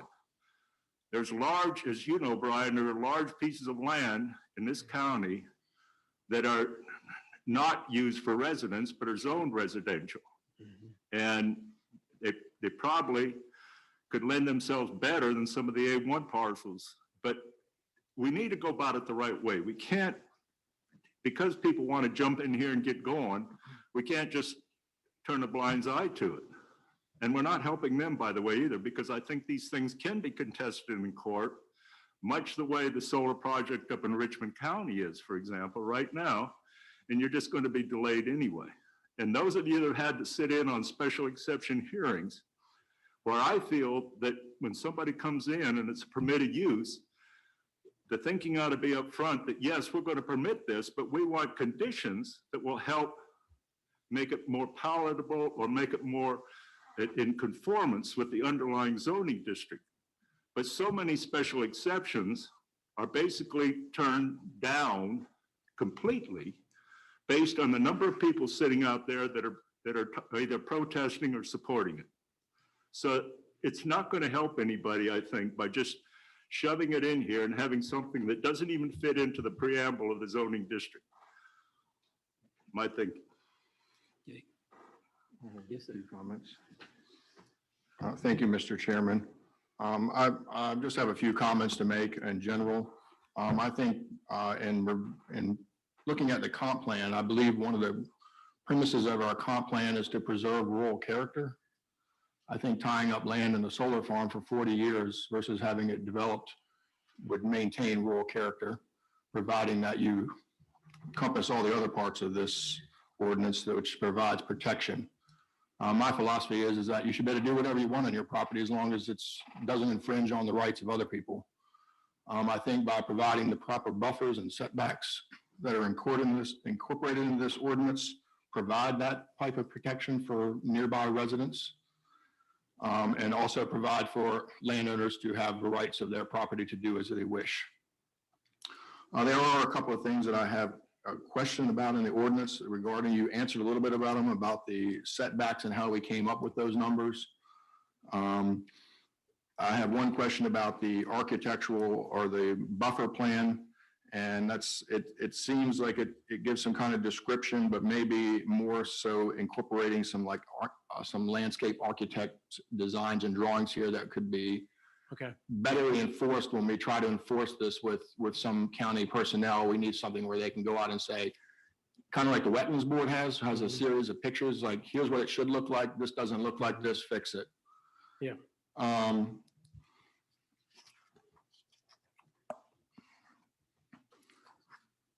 Regarding that, you said for these inspections that this falls on the county. Can some of this be part of the siting agreement, that some of this is taken care of through contracts or a contract agreement, or can we contract this out basically to a new type of business that I'm sure that's developing around solar farms? Specific to solar, utility scale solar facilities. Thank you. Thank you. I got you. Thank you, bro. Thank you. I learned fast, right? Specific to that type of use, I can't exactly say, but I can tell you when we've had big projects come into the county before, in the process of pulling an E&S permit, there have been cases where, and this happens in the building world too, where they sometimes offer or set aside the ability for what we call third-party inspections, where they'll have an inspector, they'll actually pay for it, but it won't be them. It's usually an engineering firm that provides that service. And yeah, I think, so I would speculate, that may be a good question for Mr. Cornwell, but I would speculate that in the negotiations, the county could direct that third-party inspections take care of that. Well, I just think going forward, these things are expanding fairly rapidly. This is going to be an issue that's, I'm sure the solar industry probably could answer some of these questions now. There's got to be businesses and things all incorporated around these people to clean them. I mean, all these things require businesses of some kind or people. Correct. And those are some of the jobs and opportunities that are created, although they may be small, but as the industry grows, who knows? That's true. That doesn't take away, just in case anybody would ask, that doesn't take away the ability of the county enforcement staff to overrule that third-party engineer and say, no, I think this needs to be corrected. I know you missed that. So just in case that question comes up with those third-party inspections, they're mostly a courtesy to assist the county. The county still looks over the shoulder of that third-party inspector. The only other suggestion I had was, in looking at the various setbacks in 28.5-2-C number 2, where it says 75 feet, I would change that to 100. Okay. And down here at the bottom, where it says at least 40 feet, I would change that to 50. It just, whole numbers sound better to me than 30s and 40s and random numbers like that. When they're just rounded off evenly, they just, to me, sound better. I don't know if the other board members feel that way, but they're my suggestions anyhow. I just wonder if we're not putting the cart before the horse, because we have options about, as you have described here. We can accept this, we can reject this, whatever. I have some thoughts about what we ought to be doing, how we ought to approach this, but it looks like we're more involved we're in the weeds about as if we're all going to accept this, and perhaps we will, but perhaps we won't. And so the general discussion ought to be, what is it that we think is acceptable? My personal thing is your option number 2 that you had, not on this slide, but we don't need to revise our comprehensive plan at all, because it is allowed by special exception in M1, industrial. So in my opinion, where the property, the land itself fits with the category, the classification that it's not great for growing food or crops, and where it's within the requirements that the solar industry wants, close enough to transmission lines, and where those two things coincide, then to me, the property owners request rezoning for the purpose of a solar. And now here we go. So the Planning Commission can look at the classifications throughout the county and see where those things seem to fit, and then compare that with what the solar people want and see where that fits. And now you have not changed the comprehensive plan. You're following, of the zoning at least, you're following the zoning Yeah, so to me, that's a lot better than sitting here saying, well, you know, on line 12, I think I changed that to, no, that's if we decide to do this, okay, let's get into the weeds about it. Mr. Chairman, Yes. I want an answer to this question about this M1. We got 500 acres sitting in District 1, surrounded by A1, A2, R1. I decide I want to do a solar farm. I got to come before you and do M1. What's the difference from that and just spot zoning? Mr. Conwell, you there? Yeah. Spot zoning has been determined by the courts to be where there is no public use or need. It's done primarily only for individuals who own the property. You could argue that the rezoning from A1 to M1 for a solar farm does provide a public need or public use, the provision of providing electricity.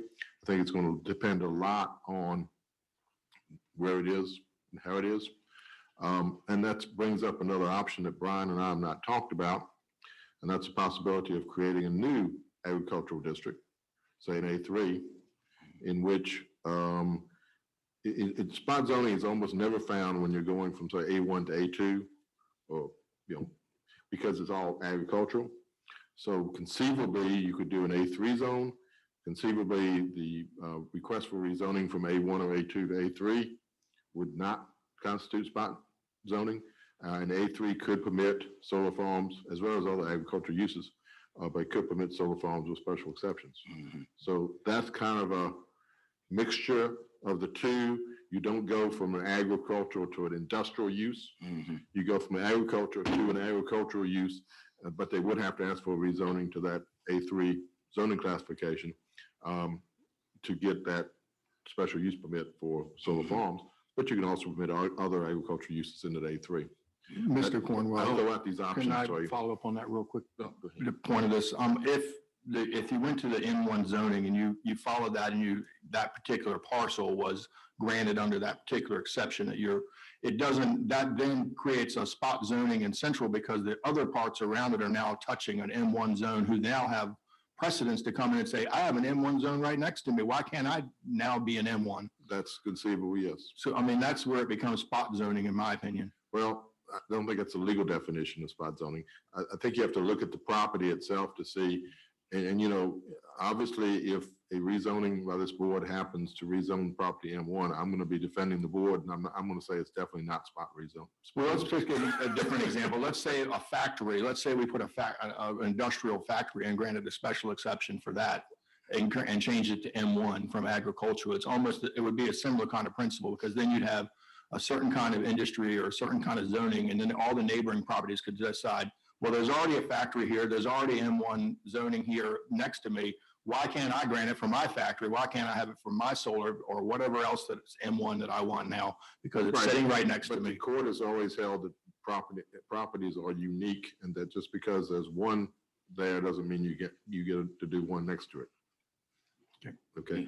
My father used to haul tomatoes, and I would think that a tomato factory is probably an agricultural use, but it's still a factory. Well, and that's similar to what I was thinking today, about industries and things like that.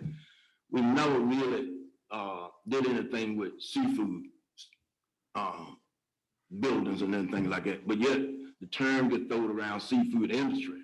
But we don't require that owner to go down there and reclassify it to M1 just because we say it's a seafood industry. Yeah, because those are non-conforming, right? Yeah. So we start throwing these words around, farming and things like that. We have oyster farms. We have oyster gardens. We have all these things. We don't start just going in there. Well, I don't want to hear that no more because it's not a farm, But some kind of way we go in that direction with solar. The one thing I want to say though that kind of disturbs me is a farmer, just like Mr. Hayner said, he's got this thousands of acres. He's got 500 acres he wants to do something with. We sitting up there telling him that he must grow crops on that 500 acres. That this land is good for producing food, so you gonna produce food. There's something don't set right with me on that. You know, I own that land. If I don't wanna farm it no more, you can't make me farm it anymore. So I don't know why we going down that road, but we gonna tell a farmer all of a sudden that he's got to produce crops on that land.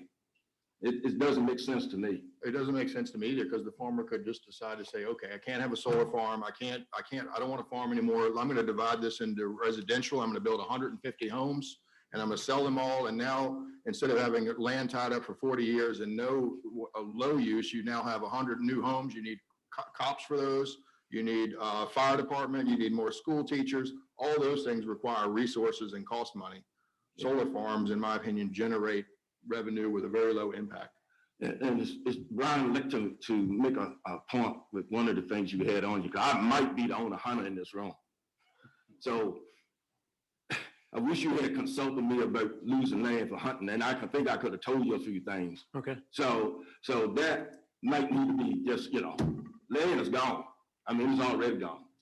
I mean, I've been hunting since I was 10 years old, and I can tell you how much land has gone for farmers development. I had farmland from Whitestone to Molders, all down Beach Creek, everywhere. It's developed. There's houses on it now.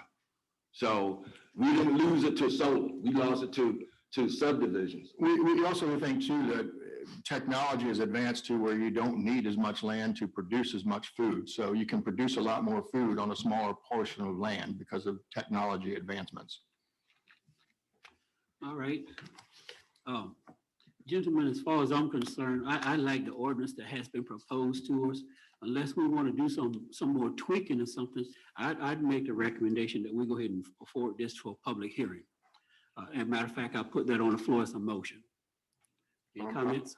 I don't have any problem with going ahead to a public hearing, because that just means further talking and further comment. It doesn't mean it's a final decision that we're moving forward. It's just we continue to tweak and get input, and I think we need to keep moving forward. I think it's a good time to capitalize on some of the things.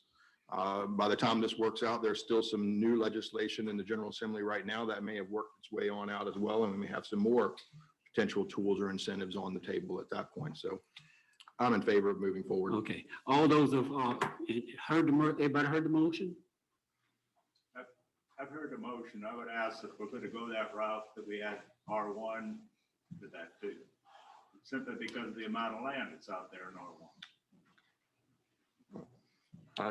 I'm not inclined. We can talk about that when we when we get public input and as we continue to advise it. But at this point, I don't think that's necessary. I agree. All right. All those in favor of the motion, raise your hand, say aye. Aye. All those opposed, raise your hand, say nay.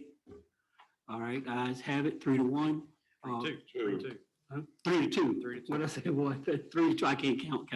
All right, 3-2. All right, we're going to public hearing with this, and we can schedule this for the next month's meeting. Thank you. All right. Okay, so let's move on to the public hearing. We have our application for special exception. Shamika Johnson, Mr. Barnes. May want to wait a minute.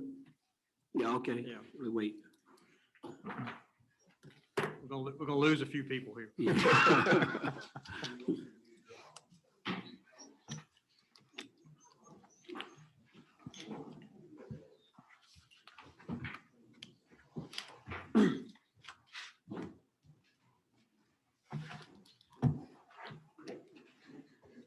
Okay, sir. Okay. Thank you, gentlemen, for allowing me the opportunity to present you with this special exception request on behalf of Shamika Johnson. The subject is yours, special exceptions. This is a special exception for the installation of a single wide trailer on an R1 parcel. R1 parcels allow this with use with a special exception. This property is located in District 2 off of Devil's Bottom Road. It's a 0.77 acre parcel. It was newly created by the owner for the benefit of her daughter during this summertime period. The soil sites have all been evaluated and approved by the Department of Health, and everything else is ready to go. County staff advertised this subject as required by state code, and you have a copy of that in your file. And we have not heard any comment for or against from the public at this time. Anybody have any comments, questions, Mr. Barnes? Okay, if not, I'm going to open this up for a public hearing. Application with special exception for Shamika Johnson. Anybody wants to talk about on this? Is there anyone in the that's in the remote area that wants to speak? If so, please raise your hand.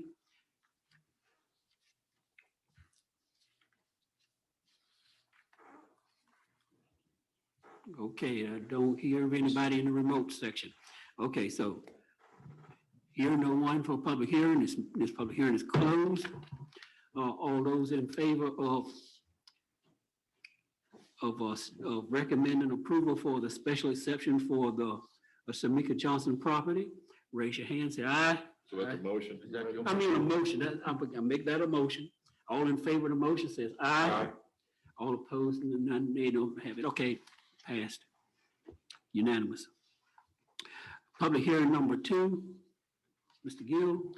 Mr. Chairman, this is a proposal to abandon 625 linear feet at the end of Virginia State Highway 637, which is known as James Wharf Road in District 5. In your packet, you have a narrative from the new owner of the property, Mr. Hanson. He's purchased the site of the former Irvington Packing Company. It's 2 parcels. It's about 27 acres total between the 2. He wishes to develop the site for a new home, guest house, pool, and garage. You have a sketch plan in your package which shows the existing end of state maintenance at that road. On that road, it's 57 feet from the water. It has no available area for a turnaround at that dead end. It's also at the bottom of a hill.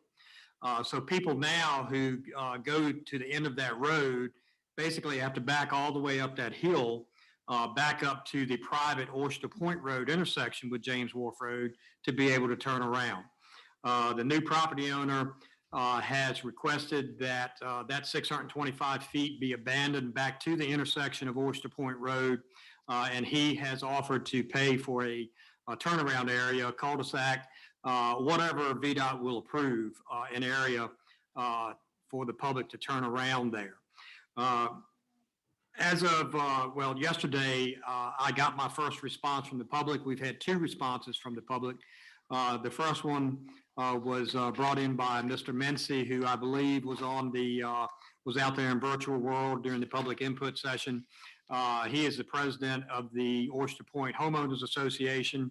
He had some concerns about the proposal, particularly, I think, with the location of the proposed cul-de-sac area. I know that Mr. Mency met with Mr. Hanson's agent, David Jones, earlier today, and I believe they've come up with a revised location for that turnaround area that's acceptable to them. Another opposition that I heard from was from the owner of tax map number 33488A, Mr. Williams, who currently he has legal access off of the private Oyster Point Road for his parcel, but his parcel is unimproved. He has not built the driveway into that parcel as of yet. The area for his home site, it has been cleared, and it is being maintained by lawn crews who currently park on James Wharf Road and use a little pathway access area off of James Wharf Road to get to his property. So he's worried about losing access to his property off of James Wharf Road as well. So Mr. Williams told me that he was going to zoom in or call in as well. So I'm not sure if he's on the line either. I know that Northern Neck Residency engineer David Beale hung around for this, as well as Mike Bryant, our Brookville area headquarters supervisor, are here. They and I know at least Mike has gone down and seen it.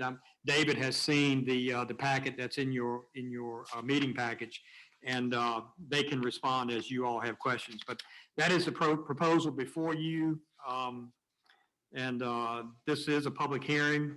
So I would ask if there's any questions of me at this point.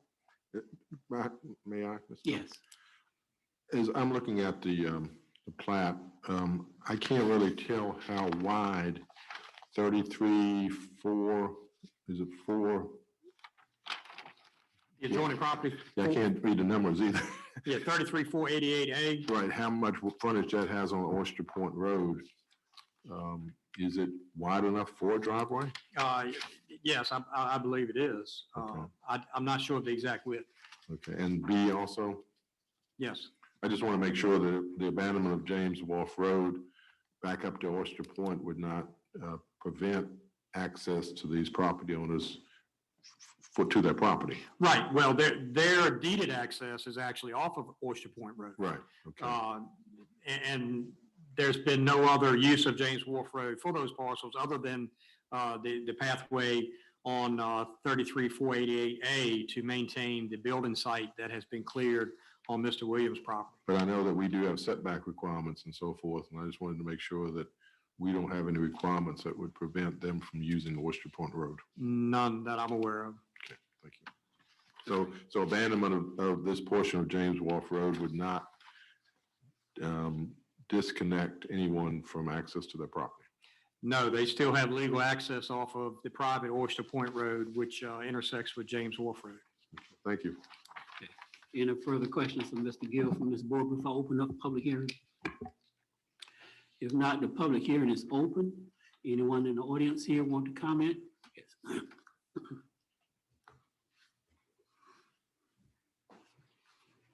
Good evening, gentlemen. Good evening. Thanks for the opportunity to speak. Good seeing you again. It is good to be up here again. Somebody did a nice job of renovating. My name is. We have a 90-day pay period. I knew that going in, thank you. I am David Jones, and I've operated a construction company on or near Whitestone for the last 26 years. I appreciate you all letting me do that first up, and I do appreciate you letting me speak tonight and for considering our application. I will be brief because I know you all have been here long enough. We do have a safety concern at the end of James Wharf Road now that Mr. Hanson has purchased the property and there is no longer a turnaround at the bottom of the hill. Just in working down there, we've already had several occasions where a car came down and was trying to back up the hill and another car was coming, and both cars ended up having to back up the hill at the same time, both cars having to back into Oyster Point Road to get out. I believe Mr. Gill told me today he had to do the same. So there is an issue down there that exists. It's going to have to be dealt with one way or the other. I did meet with the representatives of the Oyster Point Homeowners Association today, Mr. Menzie and Mr. Blackstone. And I cannot speak for them, but I do believe you'll hear from at least Mr. Menzie later that we did come up with a very reasonable solution to everybody for the turnaround. Their concern was that they would see it when they came out of their road. So we agreed that we would go down James Wharf Road towards the end, 50 or 60 feet, and put the turnaround there so they would not have to see it as they came out. And we agreed to that, and so did Mr. Hanson when I spoke with him later today. And I know that Mr. Williams has sent a letter in with his concern of being able to use James Wharf Road for his access, but as Don said, and as you have in your packet, Mr. Williams' access was deeded when that subdivision was platted and approved by the county many years ago. So he has a deeded access to go in. And I know that he feels it's going to cost him more money to access his property that way when he goes to put a road in, but that is the deeded access to when he bought the property. And both Mr. Williams and Mr. Hanson's property lines go to the center of James Wharf Road. So if the road is abandoned, they each still own to the center of the road. And if you go down there and look on your plat, you can see that Mr. Williams, who he owns the waterfront part and his father owns the rear part, they could still access both of those properties by using the half of the old James Wharf Road. Of course, they'd have to use a little bit of their property that exists there now. So their option to be able to use that side access would still exist even if this road were to be abandoned. And And I think that if the road were abandoned, that access could easily be worked out between Mr. Hanson and Mr. Williams, rather than the county having to get into it, but that's certainly y'all's decision to make.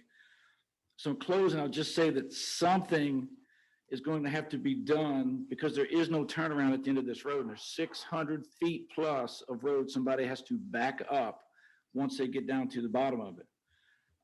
I feel like we have offered a more than fair solution to the safety issues that exist.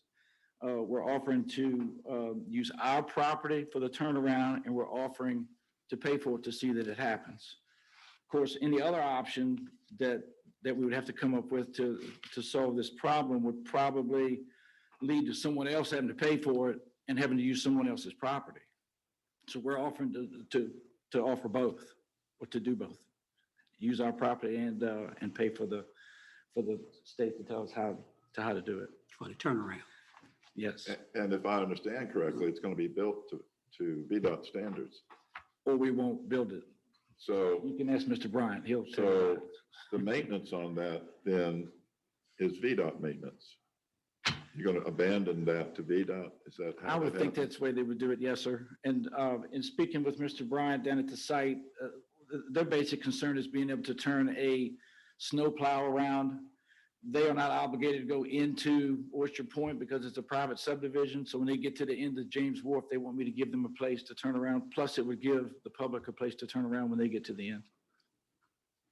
I went down there today because some people, you can't tell them anything. They have to see for themselves. Yes, sir. I'm one of those. I was one of those people today. But I will say a VDOT truck was right behind me. So when I would back all the way up, they were waiting patiently for me to get to the top of the hill so I could turn around. Yes, sir. It is a hazard. And Oh, it's it is. if it was 60 feet, it'd be different, but it's 600 feet and you're backing up a blind hill because the road goes down and turns to the left as you get to the bottom. So, the new proposal been discussed with VDOT already? Well, when I met with Mr. Bryant down there, where we had indicated to put the turnaround is where I thought it was going anyway. Mm-hmm. Between my drawing and Don's drawing, somehow the turnaround seemed to get closer and closer to Oyster Point Road. So they certainly saw, the association saw it, said, uh-oh, that's right across our pathway. We don't want to see it. So we have no problem moving it further down the hill so that they don't have to look at it. And it's probably more convenient to the VDOT folks too, because I know how they don't like to have two things across from each other. So this would be down past the Oyster Point Road, so people could go down past their road, turn around and go out, rather than have to turn in Oyster Point and go to their cul-de-sac and turn around and come back. So to make sure you're asking on behalf of your client to abandon this portion of James Wharf Road contingent on the construction of a turnaround on Mr. Hanson's property, not across from Oyster Point Road, but down further on his property. Yes, sir, 50 to 60 feet down. And past. contingent Yes, on the construction of the turnaround in accordance with VDOT standards. yes, sir. That is exactly what we're proposing.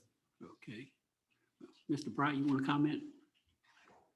The only other thing I'd like is to make sure we have a drainage easement or something just before we deal with later.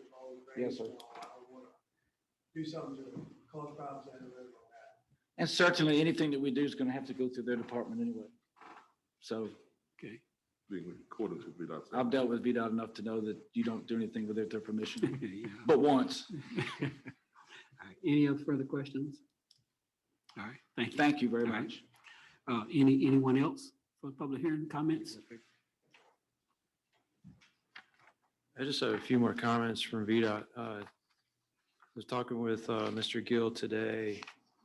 The applicant has suggested that they would build the turnaround and provide an easement at no cost to VDOT. And that's the way we would want it done. And I have no problem with the abandonment in concept. I am going to ask that you delay voting on the resolution maybe until next month, or so that we can work out a few things. One being the distance of the abandonment and having a sketch that's exactly what we're going to do instead of trying to work it all out right now. The other thing I want you to realize is the county has the authority on the secondary roads. So once you pass the resolution, the road is abandoned. We're just following up with some paperwork for our records. You're not asking VDOT to abandon it, you're abandoning it. So once it's gone, it's gone. And if you decide next week that you really wanted to do something different, we're not going to take it back in. Not without it meeting a process to come back in. So we want to make sure we dot our I's and cross our T's and get it right the first time.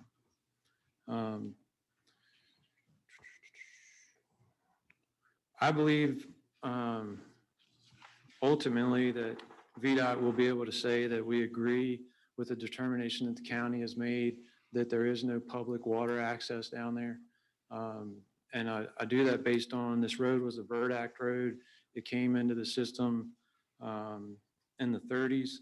And the 1932 map shows James Wharf as a private wharf, and the road stops short of the water. But in talking with my central office today, they weren't comfortable making that determination yet. And I would like, over the next 30 days, I feel like we could come to a place where we could agree with the county.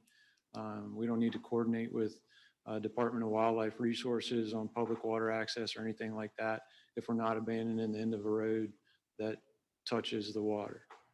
So I think we'll get to a place where we agree with the county, but we're not there yet. And that's all those things are the reason why I would ask that once you finalize the plan, that we wait to vote on the resolution until next month or later. But you do need to vote on it within 4 months of the public hearing.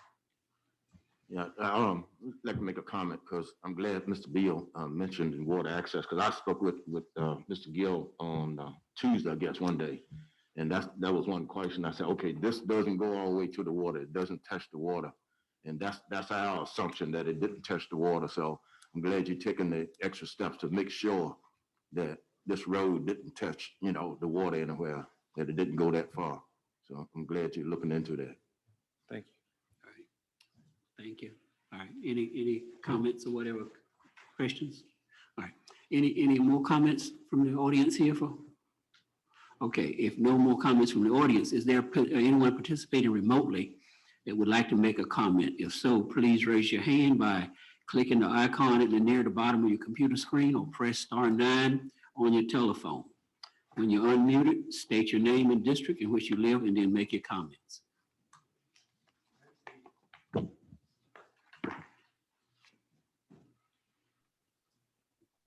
Yes, good evening. This is Craig Mency speaking, and I did want to just confirm what David Jones has explained to you, and that is that I had written on behalf of all the homeowners on Oyster Point a letter of objection, both for several reasons. As to the aesthetic, but probably greater concern was any invitation for drivers or traffic to be funneled onto Oyster Point Road, which is a private road.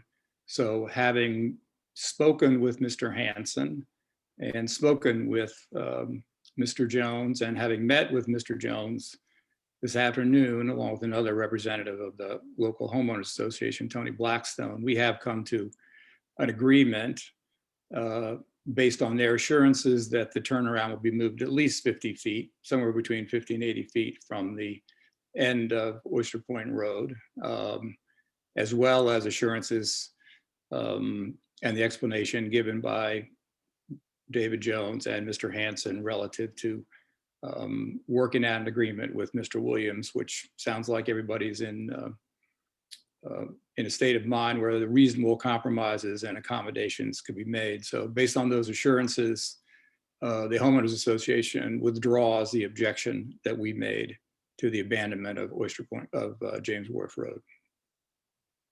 Okay, thank you, Mr. Henson. All right, thank you very much. Is there anyone else out there that's participating remotely that would like to make a comment? Mr. Williams. Mr. Williams. Unmute. Can you hear me? Hear you now, sir. Thank you. Okay, thank you. I'm the owner of that property that was mentioned in as parcel 33488A. And I've owned that property since 1999. The access that I have used to enter that property for the last 20 years has been off of the road that is designated as 637. I do have a legal access to the property based on the development survey, which I have not developed and had never intended to develop, and got permission from the Homeowners Association in writing in 2004 to access the property off of the public road.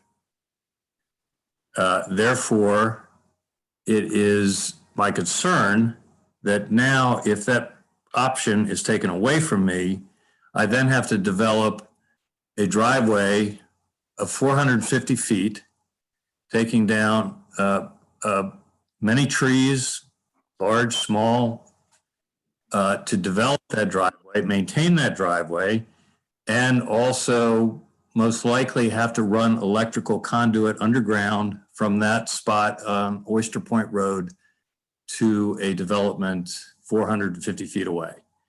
There is a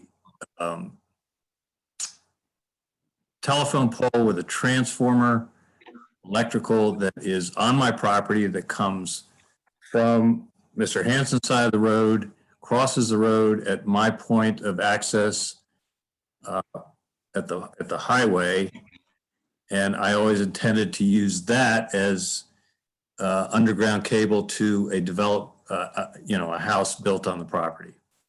The property it has 220 feet of shoreline riprap. It has a 175-foot dock. I maintain the grass on it annually, which my lawn service accesses off of the main road. And I tried to contact Mr. Hansen 3 times in the last 3 days and have had no return phone call to discuss, options here. So I would recommend that the decision to go forward with this be delayed until Mr. Hansen contacts me and we can discuss various options. Okay. That's it, sir? Yes. Okay, thank you very much. Okay. Is there anyone else out there that would like to participate or comment? Mr. Hansen. Mr. Hansen. Yes, sir. Can you hear me? Yes, sir. Thank you. Well, look, it's an honor to be able to speak with you today as a new property owner in the county. We're excited, my wife and I, to be, I guess I'll call it redeveloping this great piece of property and to put it in a state of shape that is consistent with the rest of our neighbors at Oyster Point, as well as the rest of the people on Carter's Creek. And Mr. Mincy stated our conversation properly. We've come to an agreement about where that cul-de-sac would be located. And again, like David Jones said, it would be at our cost, and we'd be giving a portion of our land in order to do that. And so I think that that's in the best interest of the safety of everyone who lives there, whether that's our friends and family, whether it's the neighborhood association, the people who live on Oyster Point Road, or other people who drive up and down that James Wharf Road, or visitors who don't know what they're getting into as they drive down that road. And as everyone kind of properly stated, immediately getting a significant, hazard there as they have to back up that road to the back. Mr. Williams, I wasn't aware that he called me. I'm certainly willing to speak with him. Obviously, we already have our own property rights. We each own halfway into that road. He owns access as well as the other lot that's there from Oyster Point Road. So I think there's plenty of opportunities to work out whatever that might be. And so I would say, I'd ask the Board of Supervisors to approve this at the appropriate time. And Mr. Williams and I obviously will have a conversation and we each have our own rights on the road and access otherwise. And, look forward to doing the right thing by way of the county and our neighbors as we go through this project. And I thank the board here for considering this and helping us get this approved. All right, thank you, sir. Is there anyone else participating remotely that would like to make a comment? If so, please raise your hand. Okay, haven't heard from anyone else. Anybody else in the audience like to make, that haven't spoken before, want to comment? Okay, if not, public hearing is closed. Okay, gentlemen, from what I can understand and what I've heard from the recommendation from VDOT is that we should postpone this. So I'm postponing until next month so they can work out some details and stuff. Am I correct? I thought there was a step and then not actually vote, but we just say what you want us to do. I'd like you to work out all the details of the request, prepare a sketch of exactly what we're going to do, and then fine tune the resolution to match the sketch and exactly what we're going to do. And, have the owner obligate himself to paying for the turnaround and the easement in a legally enforceable way so that when you abandon it and the thing's not built, we're all, if he decides to do something different, we're all not left, wondering what's going on. All right. So I feel like at least over the next 30 days, we could work that out and then you could act on the I resolution. move that we table this to February meeting. Okay, everybody heard the motion. All in favor, say aye. Aye. Okay, nays, ayes have it, unanimous. Okay, thank you. Table until. I move for approval of the consensus docket. Okay, you've heard the motion, approval of the consensus dockets. All in say aye. Aye. All right, ayes have it. Next. Salaries and invoices. Mr. Chairman, we have two sets of invoices to approve tonight. I believe December's and January's. The expenditures I move that we approve the expenditures for January is as follows: $696,961.82 in total invoices. Total payroll, $312,229.53 for a total of $1,009,191.35, of which loan payments of $11,494 and CARES Act funds of $94,307.31. Okay, you've heard this motion for the month of January approval. All in favor said aye. Aye. All right, ayes have it, unanimous. Next Next get one. over to the next one here. The next one is approval of the December 2020. As y'all remember, we met early in December and these expenditures weren't ready, and so that's why we're approving them now. The total invoices were $1,213,822.43. Total payroll, $529,405.80 for a total of $1,743,228.23, of which capital improvements were $428 and CARES Act funds $894,000, $579.14. All right, you've heard the motion. All in favor say aye. Aye. Ayes have it, unanimous. All right, we're moving on to the next one. Okay, school supplemental appropriations for all right, Department of Education School Security Grant. Mr. Gill? Mr. Chairman, the school applies for this school security grant every year. They don't always get it, but in years that they do, they always ask for the required matching funds in the capital improvement budget. They did that in the recently adopted, not recently, but the FY21 capital improvement budget that you adopted in June of last year. The local match, 25%, is $10,668. You had already approved it when you adopted the capital improvement budget, but now I'm asking you to appropriate it because the grant has indeed been awarded. Mr. Chairman, I move that we appropriate the grant funds requested. All have heard the motion. Are you ready to vote? Say aye. Aye. Okay, the ayes have it unanimous. All right, so let's move on. Okay, number 3 here, review revised Board of Supervisors strategic plan. All right, Mr. Gill. Mr. Chairman, this was a request at your organizational meeting that this item be brought as a consideration item at the January meeting to review and revise, if necessary, your strategic plan that you adopted back in February of 2019, and also the Code of Performance. You heard some public input tonight on this. Not sure, how you want to proceed from this point, but the document is in your packet and ready to review.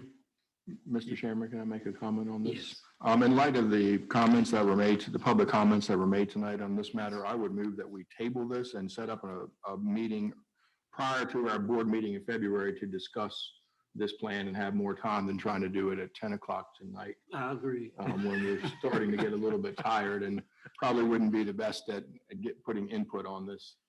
Can I just say one thing on agree with what you're saying? Can we have someone from the authority there, or maybe Paul, or Mr. Sciacchitano? Because I think he came up with some good suggestions there. Yes. We need to hear that if we're going. That's what I would think too, yes, sir. I was in kind of a round table. As I understand it, you're requesting 2 of us as sort of a committee of supervisors to meet with you as the advisory committee to see about working through all of the details that you possibly can. And that's going to take more than one meeting, I think. It would. But I liked very much what you said about coordinating the comprehensive plan and the strategic plan, having both pointing in the same direction, complementing each other as we go forward. And that's going to take some work. So, yeah, I think we ought to table it, but I think we table it until we hear, excuse me. This is what I would like to see done as Mr. Bellows mentioned, is have a committee. And like you say, it's going to take some time. Am I loud enough? All right, it's going to take some time. So maybe instead of talking about reporting back next month, it could be whenever they're ready to report back. That could be 2 months or 3 months, to work this out. So in my opinion, I'm thinking Mr. Sciacchitano should be one of those members. And since No, 2 of us join all of them.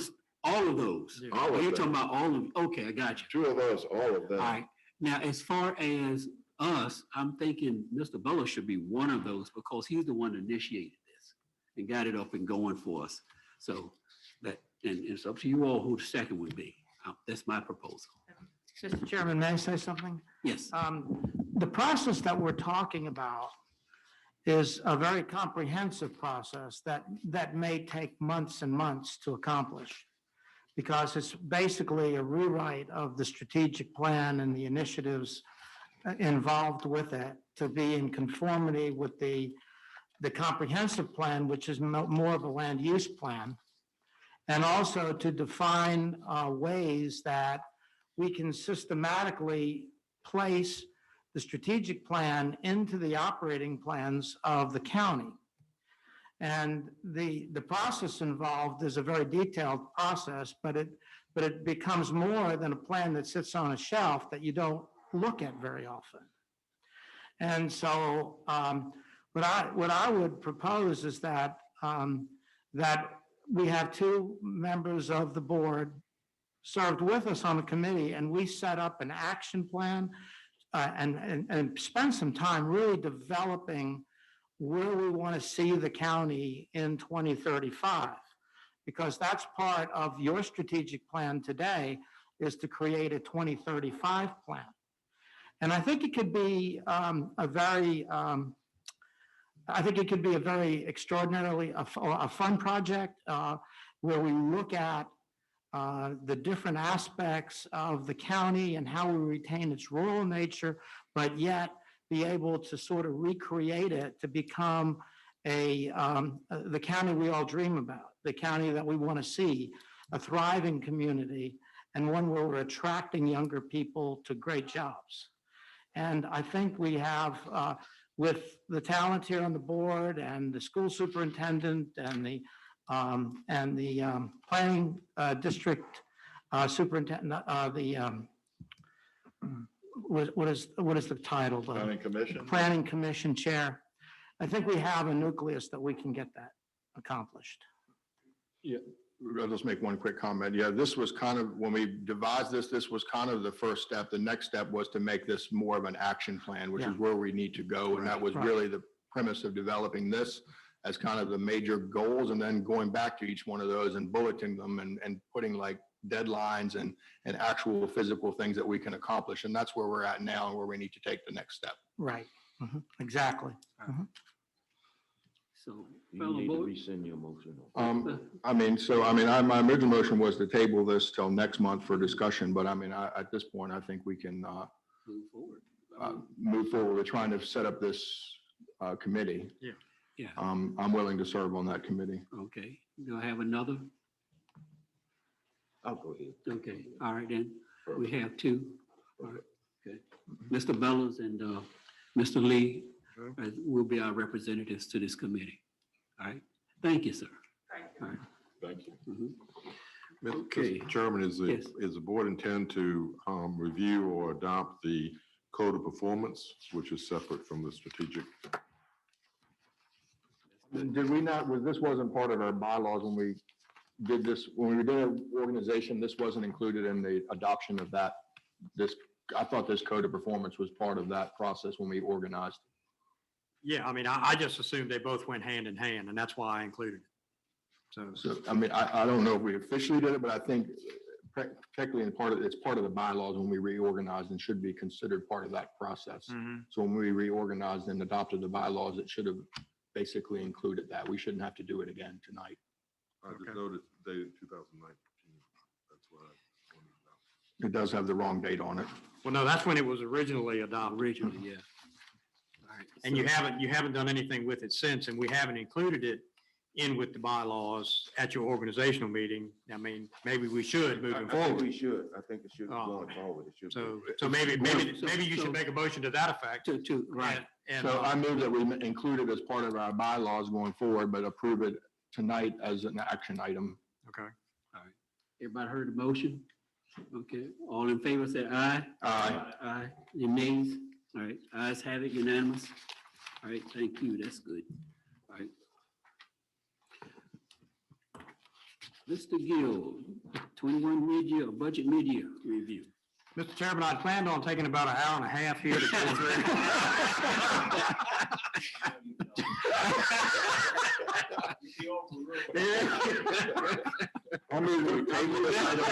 Turn out the lights when they leave. No, this is an exercise that we've done now for 2 years, and I like it a lot because it helps me see things that I might need to do moving forward. And you have the FY21 budget synopsis page before you. On the left-hand side is the FY21 adopted. On the right-hand side is where we stand 6 months in to FY21. The first thing I want to point out is the fund balance at the beginning of the year. When Paul Lee was here in December at the December meeting and presented the FY20 audit, that we ended up with a much higher fund balance than what we had originally projected. We had projected a $1.9 million fund balance, and when it was audited, the end of FY20 actually is $4,834,545. So our budget process is through an Excel spreadsheet, and our actual accounting software is the Bright software, the AS400 system. So that's why I have to try to marry the two together. And that's why you see the yellow highlight on the left-hand side that is numbered. And if you look at those numbers in the detailed spreadsheet and add all the ones up, it corresponds to the total that you will see by a 1 on the synopsis page. So to make this quick and short, you would expect halfway through the year that we would have collected at least 50% of our revenues and spent no more than 50% of our approved expenditures. What this very broad category says is that we've collected about 75% of our anticipated revenues and spent 44% of our approved expenditures. I've gone through this spreadsheet. This is what I do on a monthly basis to look at each department to see where they are, how they're executing their budget. And so you would expect all of them to be right around 50% halfway through the year. Now, yes, we do have 2 or 3 or 4 that may be just below 50%, but it's nothing to be alarmed about at this time. I know my specific department, county administration, is a little under 50%, but I can explain that by some of the insurance premiums that we pay are annual premiums. You know, one I bet that's really down, Board of Supervisor travel. Yes, it is. So, yeah. So attorney's looking good too. Yeah. So, the bottom line is my recommendation here, nothing is alarming, that no action required by you all at this time. And I know Ms. Larson and I have spoke briefly about this, and I think he feels the same way. It's really just informational for you to see where we're at. And I know Mr. Lee and I have spoke about it, and he appreciates it. I'll be glad to answer any questions. But I don't want to take an hour and a half now. I just have one quick comment. I know this is probably more looking forward to the next budget cycle, but we've talked about the insurance things with the staff and adjusting those potentially. Where are we on those numbers or moving that ball forward? That will be part of the budget presentation for FY22. Okay, thank you. Okay. Oh, Mr. Chairman. Yeah. Mr. Chairman, as Mr. Gill said, I had an opportunity to go all the way through the December 31st expenditure and revenue, and I would totally agree with what he said.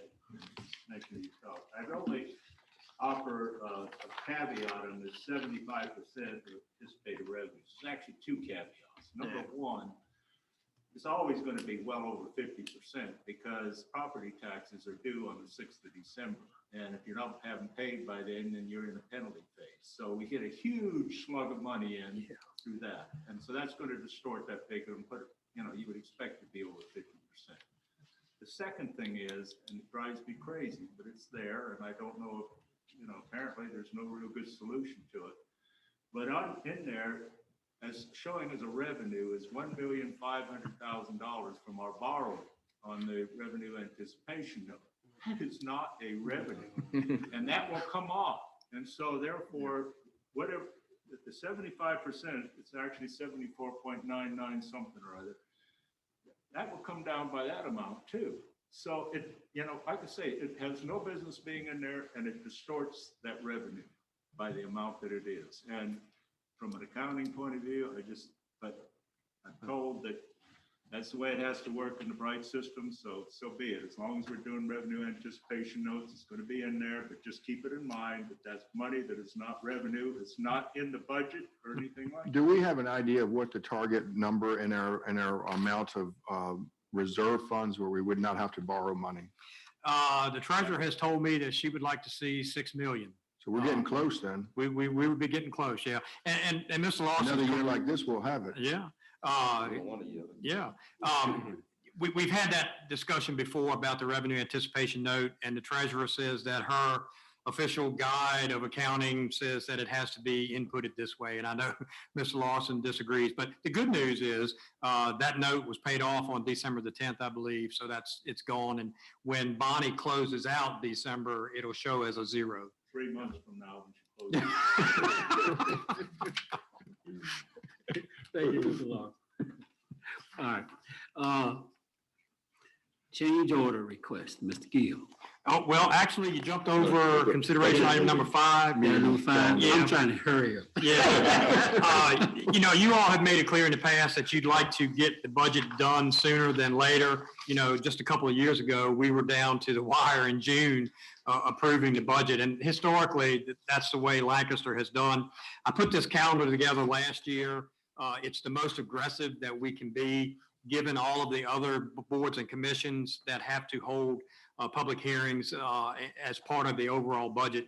So I've thrown this out there for you again this year. Last year, COVID hit, and we had basically adopted the same budget that was approved in FY20, but now we've got a better meeting room here. We have more capabilities for electronic participation, so I don't see any reason why we can't carry forward with these budget meetings. I've tried to keep the additional meetings that the board has on Thursdays, and also try to keep them on the same date of your regular meeting, just meeting at 5 o'clock. A couple of exceptions. March the 11th is a Thursday, but it's also the date that I would present the budget to you in a work session. March 23rd is actually a Tuesday, which is proposed for department heads and NGOs to make their presentations. And then when you get to the point of holding public hearings on these budget matters, you have to hold the public hearing and then wait 7 days before you adopt. So that's why you see the dates in April. One question on this, when we were talking about the department heads and non-government organizations, I know in the past, it was an issue for having our fire departments tied up here with those groups all. Didn't we talk about managing that group separately? We did one year. Yeah, well, that was before this proposal last year, because remember we had a We special went to a meeting. COLA now, like increase for them. So do they even need to, basically, is there a discussion that needs to be had with them this year, or is it just that they get the COLA and we're fine and they move on? Well, I don't know about that right now because I haven't heard from them to that extent. But, I think they were, upset about being classified as an NGO and basically wanted to be classified as a department head, as a department. So that's, but, I'm only given 2 days here to get them all done. And that's what I had scheduled last year. And I think I had like 14 scheduled on each day to come in and make their presentation. So, and some people have conflicts with one day. So I couldn't say department heads on Tuesday, NGOs on Thursdays. You got to kind of mix them. So I don't think they would have a problem with that. And we did several years ago talk about, a COLA increase for them, but I think that kind of went away. So, and, they haven't been able to have their fundraisers as they have in the past due to COVID. So they may come in and request, I would also indicate to people that they're not asking for a request or nothing's really changing, that we don't need a long presentation. Well, I put that in the email that I send out. So, yeah, if they're requesting an increase, obviously you all want to see them. But if not, then you don't need to see them. Well, the other thing too is, if they have things for us to look at, can they get it to us in advance? Instead of coming in here and slapping it up here and then talking about it, what are we supposed to do? Well, all of the financial information from the ask of the NGOs is supposed to be received by me by next Friday at 5 p.m. Well, make a comment, if it's not received by then, we won't see it. We don't want it. That was in the email that I sent out. We don't want, I don't want like PowerPoints or big thick packets dropped up on here on the day of the budget. I think they just give you additional information on those days, but the financial information that's requested in that email states specifically it is to be received by February the 5th at 5 p.m. and documentation received after that date will not be considered. Good. Okay. All right, gentlemen, you want to, well, I move that we adopt this fiscal 22 budget calendar year, proposal. All in favor, say aye. Aye. Okay, the ayes have it, unanimous. And let me clarify with Mr. Cornwell, this means now that they've adopted this, that I don't have to do special call notices for these meetings. We just publish this. Publish it. And it's set. It's published once. Right. That saves me a lot of time, so. Now, you will, the committee that was appointed tonight, that is subject to Freedom of Information Act, that would have to be. I can't hear you. I can't either. Yeah. The committee that was appointed tonight, that is subject to Freedom of Information Act, so that meetings will have to be advertised. Okay, even though there's only 2 board It's a members. committee of the board. Okay. All right. Okay. They're gonna love that. Mr. Chairman, you did ask me to go to consideration item number 6? Yes. All right. I've asked you to approve a change order for the audio-visual upgrades to the meeting room. I think you've seen tonight that it's an improvement, a big improvement over what we've had in the past. But during the construction phase, we realized that we needed some things that weren't in the original proposal, such as a couple of more cordless microphones, and I had no idea they cost what they do, but they're worth it because you're not tripping over cords out here on the floor. It was, let me see, a couple of monitors that we didn't originally plan on a monitor being at these two tables, but we think that's necessary. A handheld microphone, which to me would really be of use if we had someone here in a wheelchair or something that couldn't get to the podium to speak. You could hand them the handheld mic and they would be able to participate. So I think that's needed. And then there's all kinds of associated hardware that goes with this. So bottom line, it's $7,861.04 worth of additional equipment. And so I'm asking you to approve that tonight. Do the CARES money, yes, sir. Mr. Chairman, I move that we approve this additional appropriation for the audiovisual extras for this room. All of y'all have heard the motion. In favor, say aye. Aye. Opposed, nay. The ayes have it. Unanimous. Okay, board reports.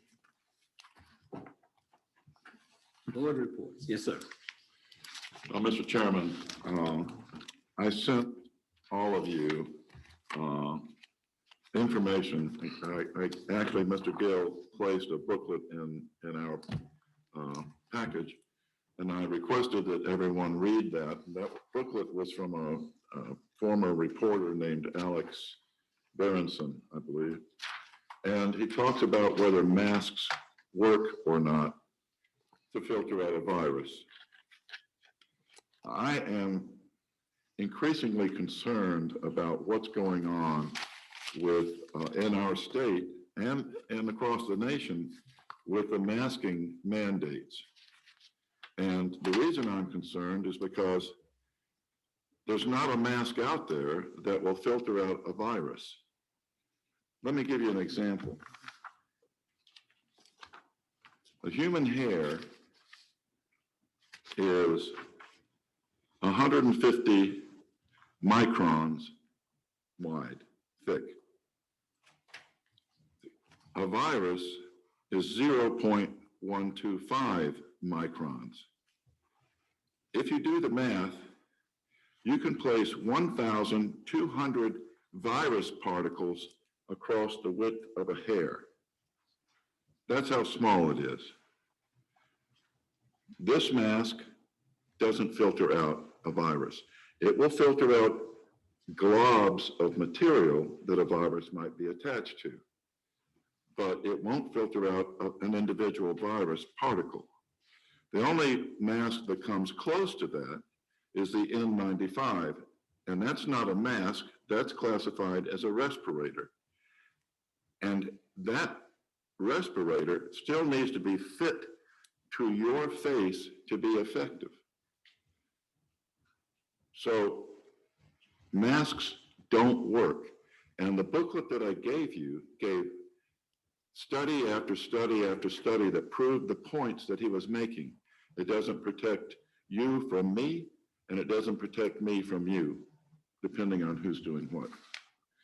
So I gave you that booklet, and I gave you a link to this report, which is from the the Association of American Physicians and Surgeons, which gives you many, many studies that you can look up yourself to see that the conclusions are correct. And so what's the big deal? What's the big deal wearing a mask? Well, look what's going on. Our schools are not open. They know that kids aren't even affected by this virus. Every piece of information we receive is telling us about the number of positive cases, when in fact, if you look at the Virginia Department of Health daily snapshot and you do the math, if you divide the total number of deaths by the total number of cases, you get the survival rate is 98.756%. So everybody testing positive means very little. What matters is what happens to those people. Well, 98.756 of them get over it. Almost 100% of our kids get over it. Why are our schools closed down? And what really adds to it for me is if you look at the governor's emergency orders, the one we're under right now, on 44-146.17 is effective until March the 1st, 2021. The next one is effective March 1st, 2021 until July 1st, 2023. And what does it say? It says that violation, if you don't wear a mask, that's a violation punishable as a civil penalty of not more than $500. And any law enforcement person can give you a summons if they see that you're not wearing a mask, and now you've got to go to court. Now, why should that be? Why should the government have to coerce us into wearing something that doesn't work? Why can't we decide for ourselves what we want to do to protect ourselves and our families? Especially when you have a death rate that's hardly even there.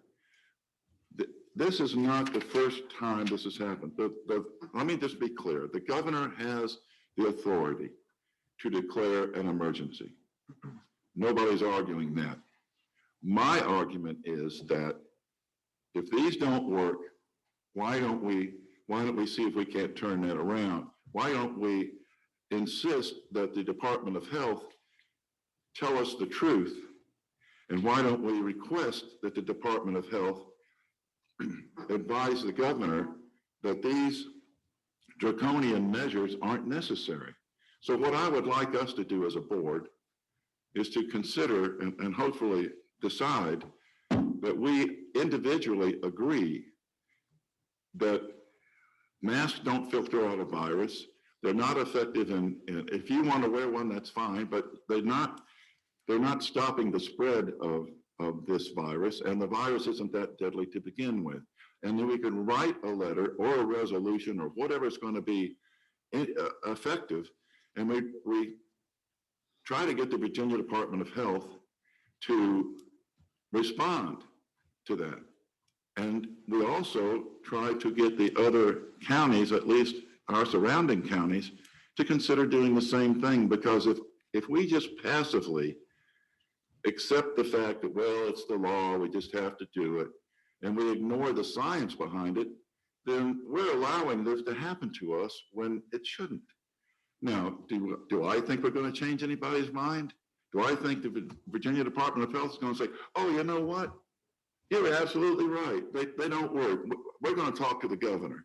I hope they do, but they don't. I mean, they probably won't. But just because they want to, it's the wrong expression, but just because they want to cook the books with how they tell us what they tell us doesn't mean we can't look into it for ourselves. So I don't know how to do this. I've sent you the information. I sent you the link to this. I've given you a copy of the December article, December paper from the Northern Neck Sentinel, because this has alerted me to this new law that goes into effect. It goes until 2023, and I could be fined $500 for not wearing this.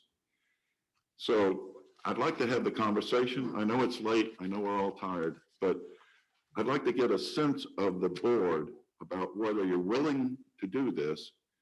And I'm not trying to put you on the spot, but. Mr. Chairman, let me speak, then I'll get out the way and y'all can discuss it. I'll give you my opinion. I think we're way beyond what we're getting ready to discuss here, or y'all want to discuss. I'm not going to debate it. I'm not going to argue it. I'm way past the mask thing. We're 10 years, only 10 months into this pandemic. You can believe people dying or not dying, whatever you want. I know people that's died. I grew up with them, and they died from the virus. So you can believe what you want. But I'm not going to sign on to any resolution or any letter, send it to the health department or any commission, state commission on health or anything else about masks, whether we should wear them or not. We should be concentrating on the vaccine now. The vaccine came stumbling out the blocks, and we should be doing everything in our power individually and as a governing body to make sure that vaccine gets out here to our community and to distribute amongst our community of citizens equally and fairly. And that's where our focus should be, not on whether we should be wearing a mask or not wearing a mask. So for me, in this letter and all that and resolution, count me out, and I'm finished. Can I make a comment? Mr. Lee, thanks for your comments. I agree with you in some aspects. As a board, I mean, in this time when people are losing faith in the institutions of government, I think it's really important as a board and as leaders that we show that the institutions of government are still strong and that we, the people, are the ones behind the government, and that we have the power to change what it is that we don't like. We have all kinds of reasons to be skeptical in government. If I think of just in my lifetime of the presidents and the administrations from Reagan onward, Reagan had the lies around the Iran-Contra affair. We had George Bush, Herbert Walker Bush, who famously said, "Read my lips, no new taxes." We had Bill Clinton, who I did not have sexual relations with that woman. We had George W. Bush, who lied about weapons of mass destruction in Iraq. And then we have the current president who's told so many lies, it's hard to keep track of them all. But one of the things we have to know the difference between is research versus science. The science is a particular process that goes about evaluating variables against a constant. Research is about looking at what other scientists have done, formulating opinion on that research, and then writing about that research and to back up your opinion. That's a completely different aspect than what science is. I read this book, Dr. Westbrook, and as a teacher, I've read a lot of research, and I can understand how research can be done to basically cherry pick to whatever you wanted to fit your idea.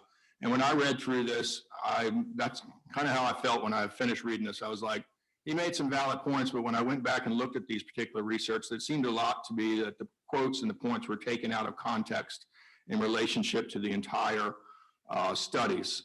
And so then I was like, well, who is this guy, and does he have any credibility to make such things about health? So who is Alex Bergenson? So I went and looked up who this guy was.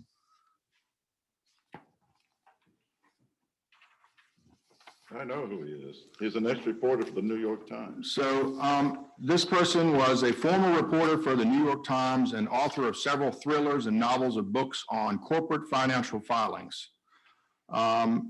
So to me, somebody who's written books on corporate financial filings and is a former reporter of the New York Times doesn't have much credibility to write on anything about medicine. Furthermore, if you go on, he also sparked controversy and earning denunciation from many in the scientific and medical communities, including committee members of a major report cited in the book for its sensationalistic and misleading content. He authored a book. Okay.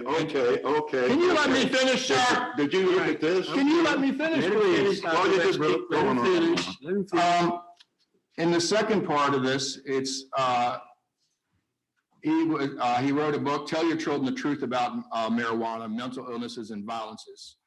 This was also denounced as alarmist, inaccurate by many in the scientific and medical communities because it is claims that cannabis causes psychosis and violence. Many scientists from this disagreed and said he was drawing inappropriate conclusions from research based primarily on inferring causation from correlation and cherry picking of data.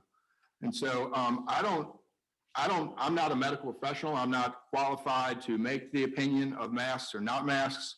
In my opinion, in general, I think the masks reduce your chances of, or reduce the amount of virus that gets spread, and thus hopefully help reduces it, the chances of catching it. I think most of the contact and most of the spread of this is what the research that I've read is happening in home gatherings when people don't wear their masks. People don't go home, they have their family over, they have their friends over, 4 or 5 people for dinner. That's where the spread is happening, and then those go back out in the community and further that spread. But in my opinion, this person, Alex Bergenson, has no credibility whatsoever to opine on this subject whatsoever. Well, what do you think about this one? Did you read this one? I gave you the link to this one. I did read it. You read this one, I did. all of it, and you still say that. I do. This is scientific study after study after study after study. And you don't agree with those either. And it's scientifically cherry-picked to put together to make that person's point. No, No, it's scientifically cherry-picked to prove the truth. my opinion is that as a member and a leader, I'm going to back the health officials of the Commonwealth. I believe in the institutions, and to undermine our government institutions is detrimental, and that's where we are now. That's why what happened at the Capitol, because we've been undermining our institutions when we should be, as leaders, strengthening them, not undermining them. Yeah. All right, Mr. Lawson. Chairman, I read the material that Dr. Westbrook sent out, and I talked to him about it, and quite frankly, I found it very compelling. But having said that, as I've told Dr. Westbrook, I'm not going to quit wearing a mask, because I would not want to get COVID and later on that I think that perhaps had I worn that mask, I might not get it. So I don't want to get into the mask aspect of it. But one thing I do think is absolutely, to me is very, very troubling. And that's the fact that where a lot of the language relating to masks says encourage, it's coming down from the state as a mandate. And attached to that, I heard the word civil penalty used, but I also seen that it could be a misdemeanor, which goes on your criminal record as a misdemeanor. Now that's pretty draconian in my mind, when you're going to come to that point. And even more significant is the fact that he can put out that resolution, the governor can. But the plan is to have the localities down here enforce it, quite frankly. You may have a state patrolman pull somebody over and they don't have a mask, so just like a seatbelt, they may cite them. But for the most part, the burden falls on us as a locality. Can you imagine if this is strictly enforced? Number one, look at the amount of time that deputies would spend doing that as opposed to some of the other things that we want them to do. But number two, look at how it would clog the courts immediately, because it's going to go into the district court first. But there are a lot of people who are going to appeal it to the, and it would totally, in my mind, overrun the district court. But then it will also come into the circuit court too, because people are going to take an appeal the decisions made. So I just, whether we write a letter, whether we do a resolution, I don't know. But that's the part that troubles me the most. And the fact that, as I found out from a constituent, and Don put out an email to everybody, the circuit court was closed practically all this week. They weren't doing anything. So can you imagine again what this would be like if this is truly enforced, as the governor says he wants to? And that gets into to me, the truth of things, Mr. Bellows. I agree with what you said, that we need to be talking truthfully, and we need to be reasonable, and we need to be logical. Mandating this and making it a crime, it's not, in my opinion. Well, let me say this. If a letter or resolution was done, it's supposed to be representing the board. And I can tell here tonight, the board is not in favor of the full board is not in favor of it. So if one was done, it wouldn't represent the full board. My suggestion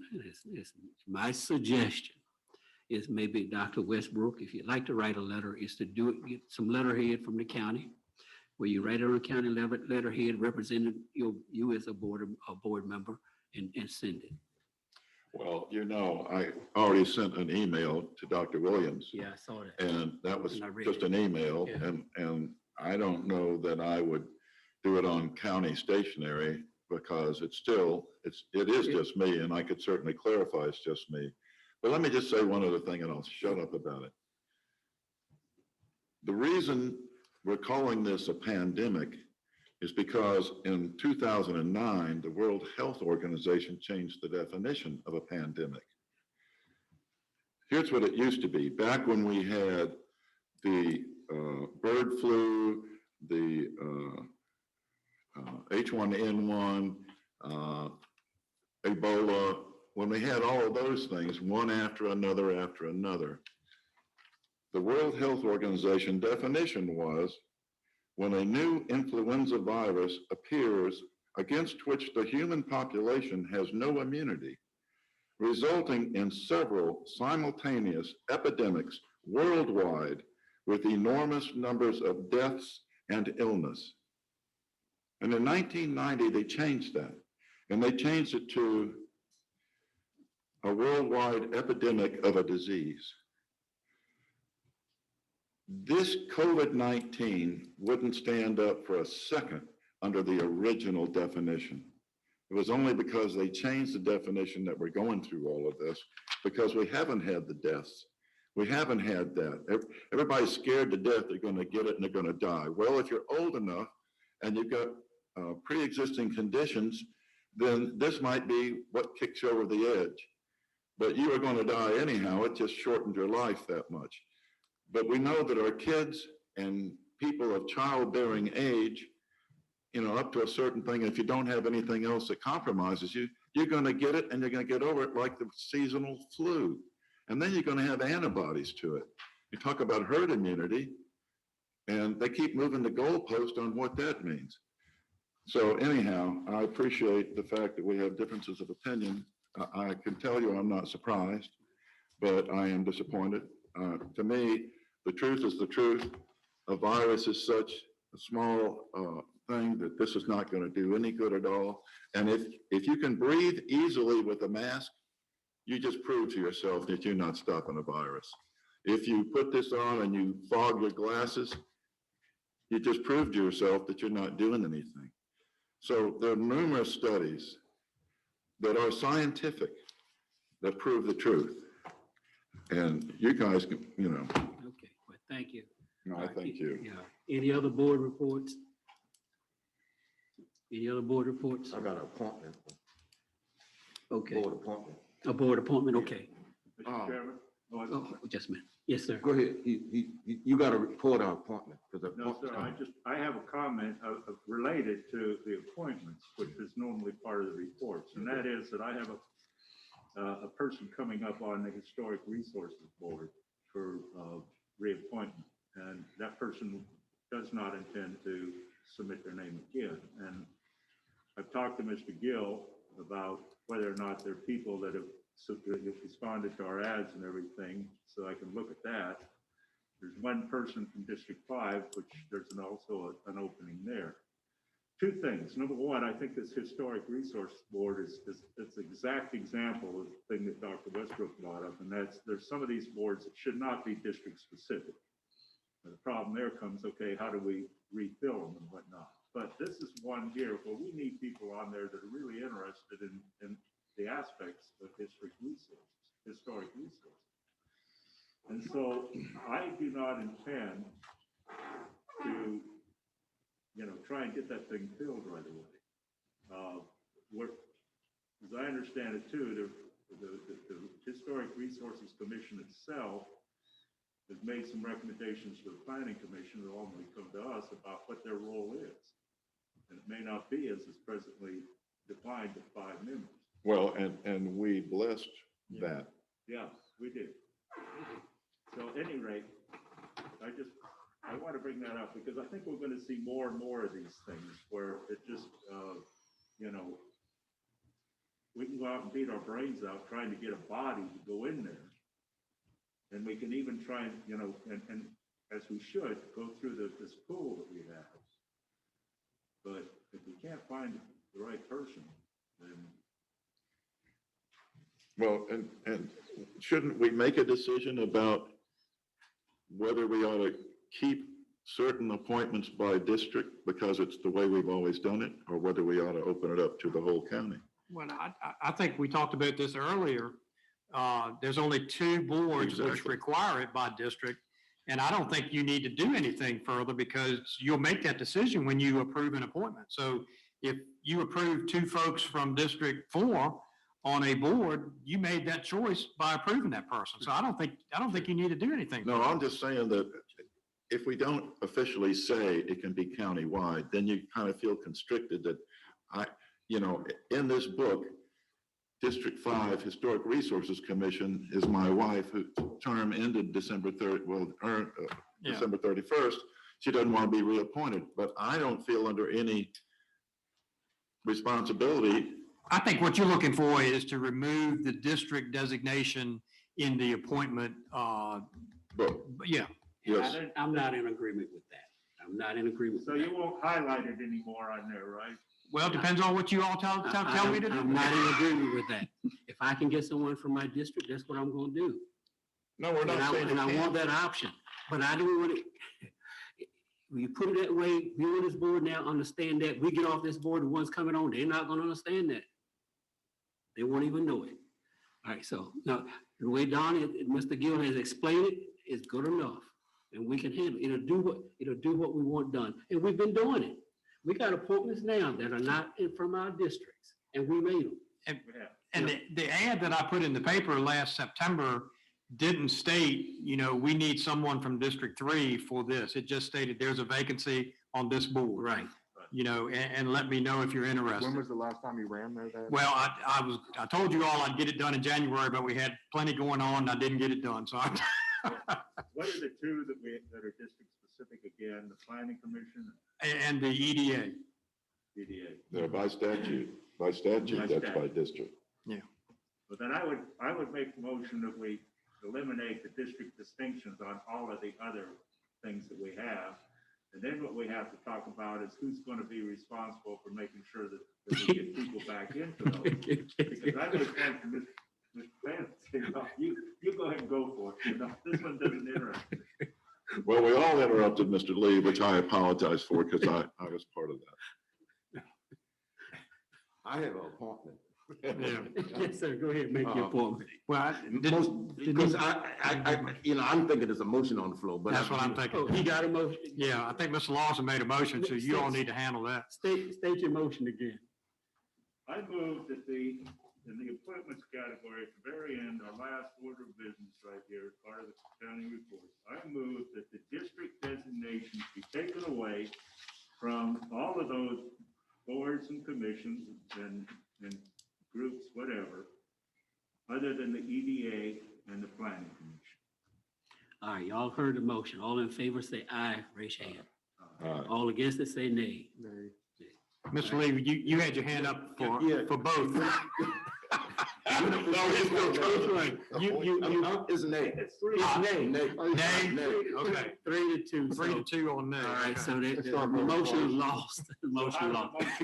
Motion lost, 3-2. 3-2. Two for it. Mr. Lee raised his hand. Yeah, I was reading because I knew what he was coming to say. I was ahead of time. Y'all was slow, I was fast. I'm ready to get out of here. That's why I clarified it. I will do my best to find a good member for the Historic Resource Commission through our pool and through my going all over the county to find somebody.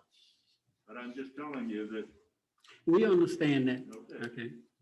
I've looked everywhere. And I've made motions before and I got some out of District 1. So. All right, Yes, sir. if you all might not be aware, on the EDA board, Mr. Lewis Conway, he passed away in Freedom Lodge last Saturday. So I have an appointment to fill his remaining of his term. Mr. Samuel M. Rice. Yeah. I went to school with Samuel Jackson. Samuel Rice to fill Lewis Conway's term, remaining term on the EDA. All right, y'all heard a motion for the appointment. All in favor, say aye. Aye. All agree? Okay, ayes have it unanimous. All right, any more board reports? And gentlemen, this is after 10 after 10. I may have to get better. This is your first meeting. It's Yeah, awfully long. yeah. Do we need to find out what we do here? Yeah, we'll bring that up. All right, no more board reports, county report. County Administrator, I got two things that I want to bring up.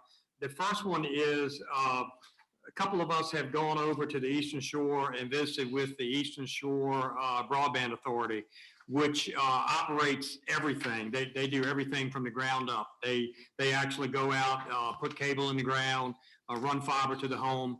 And the Broadband Authority would like to request, at least now a new member of the Broadband Authority, would like to request that the Board of Supervisors and the Broadband Authority have a Zoom meeting with the executive director of the Eastern Shore Broadband Authority. His name is Robert Bridgham. And a couple of us met with him this week. He's a wealth of knowledge. He can explain what they've done, how they've done it. And it may be very beneficial to us moving forward, particularly if we get some of this grant money from Russ and Batty. So looking forward, I tried to schedule it on a meeting date that you had a regular meeting. That happens to be the meeting date for his broadband authority. So he can't do it on the Thursday night that we have our meeting. So I'm asking you if I can schedule a meeting on February the 4th or February the 11th. They're both Thursdays at 7 p.m., a Zoom meeting with Robert Bridgham. Would you all be available on either one? Something we come here or we do it from anywhere? Well, the idea would be you come here, we bring him up on the screen.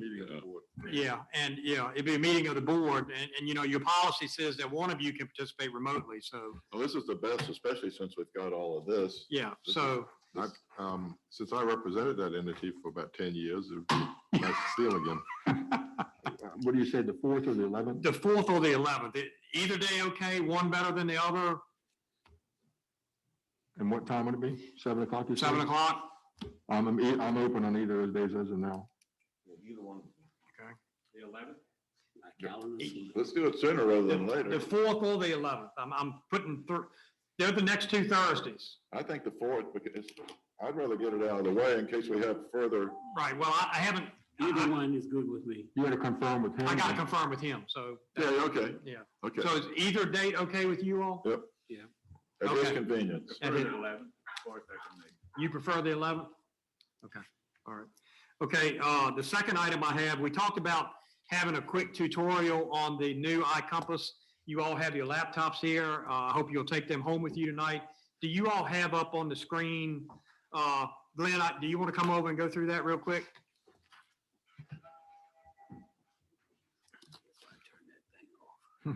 You all hadn't had a meeting in 7 weeks, so that's why this one's so long.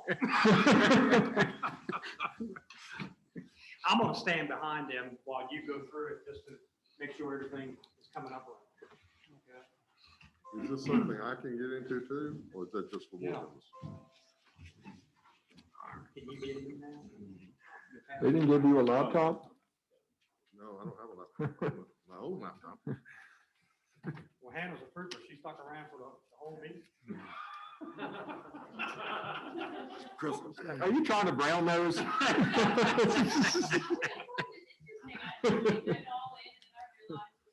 Glenn, is there somewhere I can go? Be at 30, right? Or is this internal? Night. Okay, y'all ready? Right. Okay. You might have to pull the microphone a little closer to you, Glenn. Well, If you can. okay. All right, the iCompass site that we're using for the agenda management system is actually a cloud-based system that you can access through a web browser, literally anywhere in the world that has internet access. We provided you all with laptops that also have some other things on them. We preloaded them with Word, Excel, and Power, and the full version of PowerPoint. They also have some shortcuts on the desktop there for you to get directly into your Rackspace email, and also you have a link there for the agenda management system. The agenda management system, the link for that, Mr. Cornwell, is lancova.com. I'm sorry, back off of the .com part. Lancova.civicweb.net. All right, hold on. Yeah. My typing is not very good. No, Lancover, we have all night. what? Lancover what? Lancova.civicweb.net.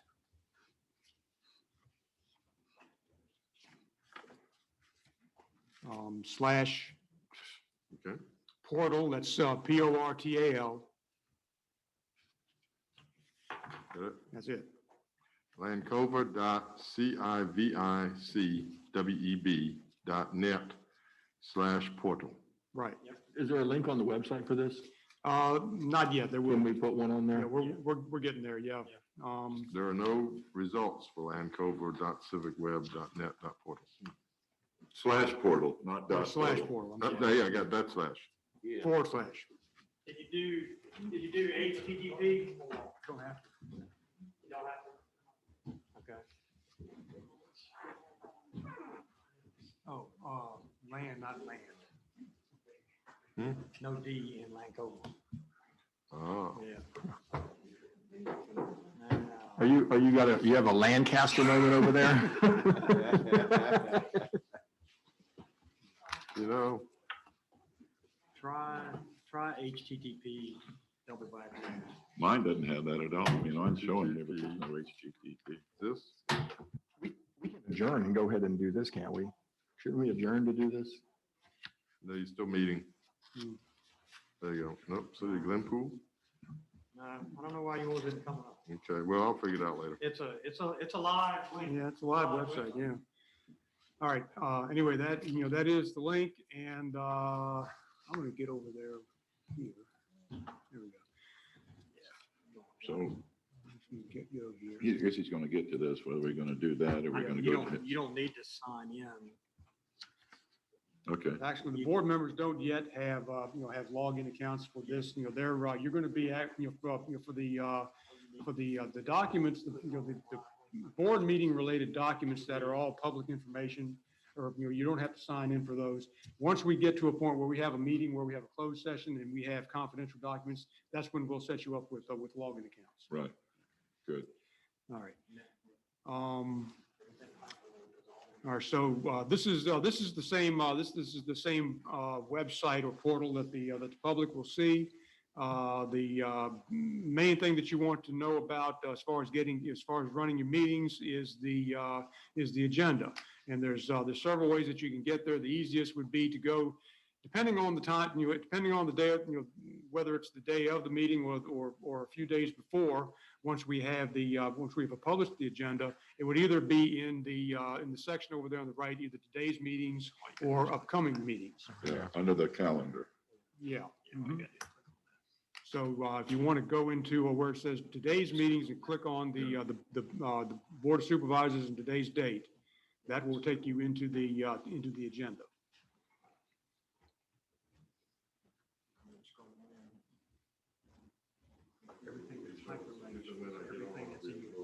Certainly. I don't know about anybody else, but mine's coming up real slow. I jumped ahead. You did, okay. So you're ahead of the game. And then everything that's hyperlinked is everything that's in your book. Yeah. Are they seeing it? Because I'm not. What's that? Are they seeing it? Yeah. Okay. Yeah. My computer's running a little slow. The main thing that you need to know about on this is that the agenda items on the cover page there are hyperlinked. So when you click on, for example, if you go down to presentations and click on the link for the Broadband Authority update, it brings you into the documents that are actually in the agenda book for that for that presentation. And that it works the same way for all of the other agenda items. But under public hearings, the first one is the application for special exception from Shamika Johnson. There is no link there, It so. is right underneath of it, application. Oh, okay. I got you. Okay. So it's two different sentences. The first one tells you what it is, the other's a link. The first one is the heading and the item, and then the other one is the link to the documents. Good. And that holds true for the entire agenda. And that would be the quickest way to get to all of the items. Yeah.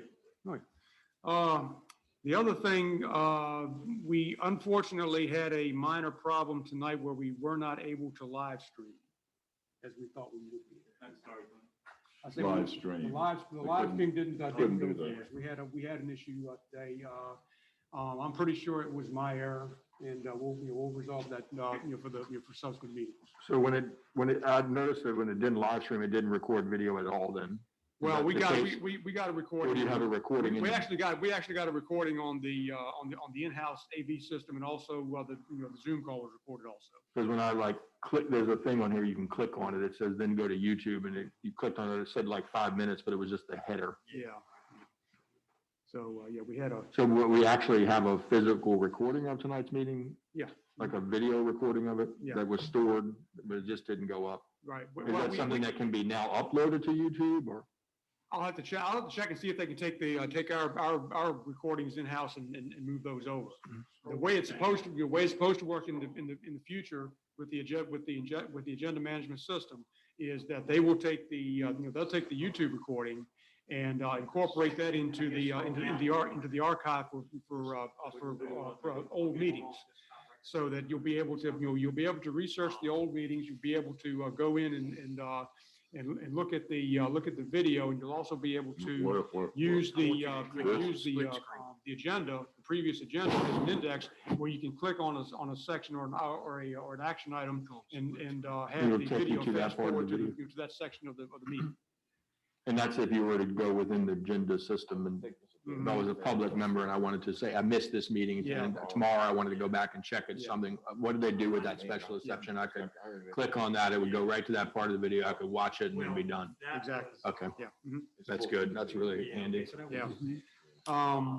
The other thing that's also of great benefit to you all would be this, this split screen feature. Go ahead and click on that. Scroll up. Yeah. I'm sorry, damn. And one way. Once again, you click on the item in the agenda and it will come up over on the right-hand side. Yeah. And the other nice thing about this, if you go up and click where it says notes. It says what? Notes? Up at the top. You can write your notes at the side. bottom, okay? All right, and over here on the right, it says click headings, items, recommendations, attachment to add a note. So if you've got that up. You see that, Jack? You hear it? All right, I like that. You Notes save up it. here. Oh, it saved Click itself on that. automatically. Yeah. Yeah, and now he's talking about what this says. So once you're into this screen and you click on one of the action items over there, VDOT report, for example, or whatever, a third pane will open up in the bottom right that you can use to make notes. And Those notes are saved. I mean, I know they're saved, but for how long? well, they from what I understand, they are actually saved in the browser on your laptop. Okay. So they're saved as long as you don't go in and clear your web browser cache. Okay. They're stored, from what I understand, they're stored as cookies. They're only visible to a particular user then. Yeah, that's right. Yeah, because I sometimes making notes, that's So- for myself personally. So like if I'm at home where I'm normally we're writing hand notes on the side, I could then put them in here, Yeah, correct? and you'll have access to them, during the meeting. Yeah, since they're stored on your computer. Do you have anything else, Don? That's about that's about how it works. Yeah, that's about it. So next month, theoretically, on the Friday before the meeting, which will be the 19th, I will just publish the agenda on iCompass, shoot you all an email and say, hey, the board books are published, take a look at it. We have 3 hours of time that we need to assign stuff to Don to do on Friday afternoon now. Or the revenue and expenditure summary. Is it possible to put them out earlier if they're available? Yes. The one thing, anytime I publish it, if I make changes, I have to go in and unpublish, and then sometimes I have to redo things over again. But your answer is yes, it takes a little bit of time. So yeah, I could put it out early if things are available. I will ask that. So Brian's whole presentation is on here, all No. those slides. No, his PowerPoint is not, because he didn't have that complete when I published. Next time, though, we'll, Yeah. something like that will be on there. Everything you had in your book is in there. How is this circulated to the public and the press? When it's published, it's live, and this portal is live. The public can view it, and you can send notified notices to everybody who we normally do, like the press. Those who have requested notification, like George Bott, we can just send an email to him, say, hey, the board package is published. And will there be a That's thing it. for him to click to get to it, or does he have to There's a, do like I did? I'm not positive of that. I think it may contain a link that they can press on to go to. There's a, there's also all the way down near the bottom of the portal page, the front page, there's a subscribe link or a subscribe area there where you can, where basically any member of the public can, can ask to have the, right, sent to them, to notify. The notification that a new agenda has been published. Right. So like if I'm on the homepage of Lancova and I scroll down to where it says public meeting information, and then it says Board of Supervisors. We're gonna. When I click on that and it says like meeting agenda, will this link be changed to go to the meeting agenda? I'm gonna change that, that whole section so that, so that they can go directly to the portal. Okay. I guess the other thing here, I'm noticing that we need to remove this thing about emergency funds for small businesses. In that red ribbon, that's, And update it. What red ribbon? the one at the top. There's a little banner on our. He's I'm on our actually on a homepage. school. This is on the iCompass homepage. Yeah, county exactly. website. So what is, I never have understood the concept. Well, I know what cookies are, but it says clearing your cookies will remove all your notes. I guess you will get a pop-up note about that. I mean, I can't explain cookies either. So, You well, know- cookies are all the data that you save, like when you type in an address, it saves a cookie, so next time you don't have to type in the whole address. Or if you put in a password, it saves part of that stuff, so you don't have to do it. Like when you go to your bank account site and you type in your number, and the next time you go, the number's already there, that's a cookie that's been saved that data for you. Now, Board Docs had a search feature for anybody else that had Board Docs. I see the search for documents in our online library, which we are just now starting. Right. So are there other boards of supervisors out there that if we wanted to search like solar industry, that we would get that information? I think so, but I think we probably have to ask that question.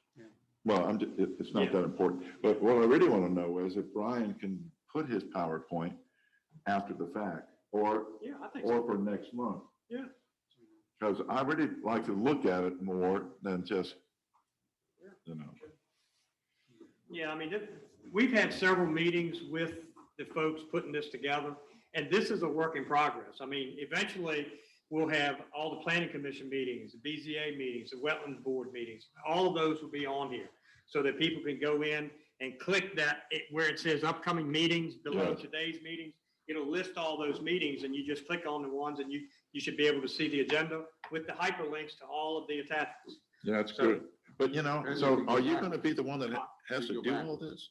No, if you want to see what the Wetlands Board did 3 months ago, you could do that. Yes, and that's why the live stream effect from iCompass wouldn't work until we had one meeting under our belt. Although the YouTube thing is something separate from iCompass. Well, they're basically using YouTube as their content delivery network. Okay. Yeah, I mean, a lot of these companies, I mean, they're like basically parsing out the server part to like Amazon or these big conglomerates. So easier to have them maintain all those servers. Well, this is great. I think you guys have done a fantastic job to do this and to be as knowledgeable as you are, so you can tell us. I mean, it's really quite something. We're still in the learning curve. Yeah, and it's like I said, it's a work in progress, and it'll build and get better. I'm just thankful that we're here finally, because I mean, this is so good, not only for us, but just the public in general, to be more accessible to the board and have more interaction with their local government. Well, I was fighting it, but we didn't have to pay for it. So when you leave here tonight, take your laptop, your mouse, and your power supply with you, and leave your book. Where's my case for it? Okay, all right. That's actually one of the things that we talked about kind of after the fact. That would be nice, yeah. We're gonna need some kind of little briefcase for them. Yeah, I think we can do that. Yeah. Something about like that, actually. Yeah. Everybody okay with a briefcase style? Would anybody prefer a knapsack? I don't want an knapsack. Something like that's fine. Yeah. All right, let's bring it. And this expands out if you have something wider. Senate Yeah, meeting. like the budget book or something. Well, no, budget gonna be up here, isn't it? I said the budget will be up here on it. Well, if we have a budget book, that'll go in there, stuff, yeah. The budget may not be on our compass, but it will, I can put it as an attachment So you can to an pull it up. email with an Excel spreadsheet. Okay. So, yeah, Why couldn't it be in here? well, Yeah, I don't know, you asked me something on the fly. Okay, all right. I think just the way you're linking to these, when we, are you uploading these documents to their site and then you're just linking to them? Yeah, so well, I can do that. So I would imagine it could be very similar. You might have to run I don't know if you could link directly to, like, say, an Excel. I guess it could open up in Excel if you clicked on it, since we had. Yeah. Yeah. All right, Mr. County Administrator, you have any other reports? Just Mr. Colwell reminded me that when you adjourn to February 4th at 7 o'clock, p.m. with the right of the chairman to postpone that meeting to February the 11th at 7 o'clock. If Okay. you get the. That's So moved. Okay. Everybody heard the motion? Yes, Jack, you hear the motion? Okay, all in favor, say aye. Aye. All right, okay, motion, we adjourned until February the 4th, unless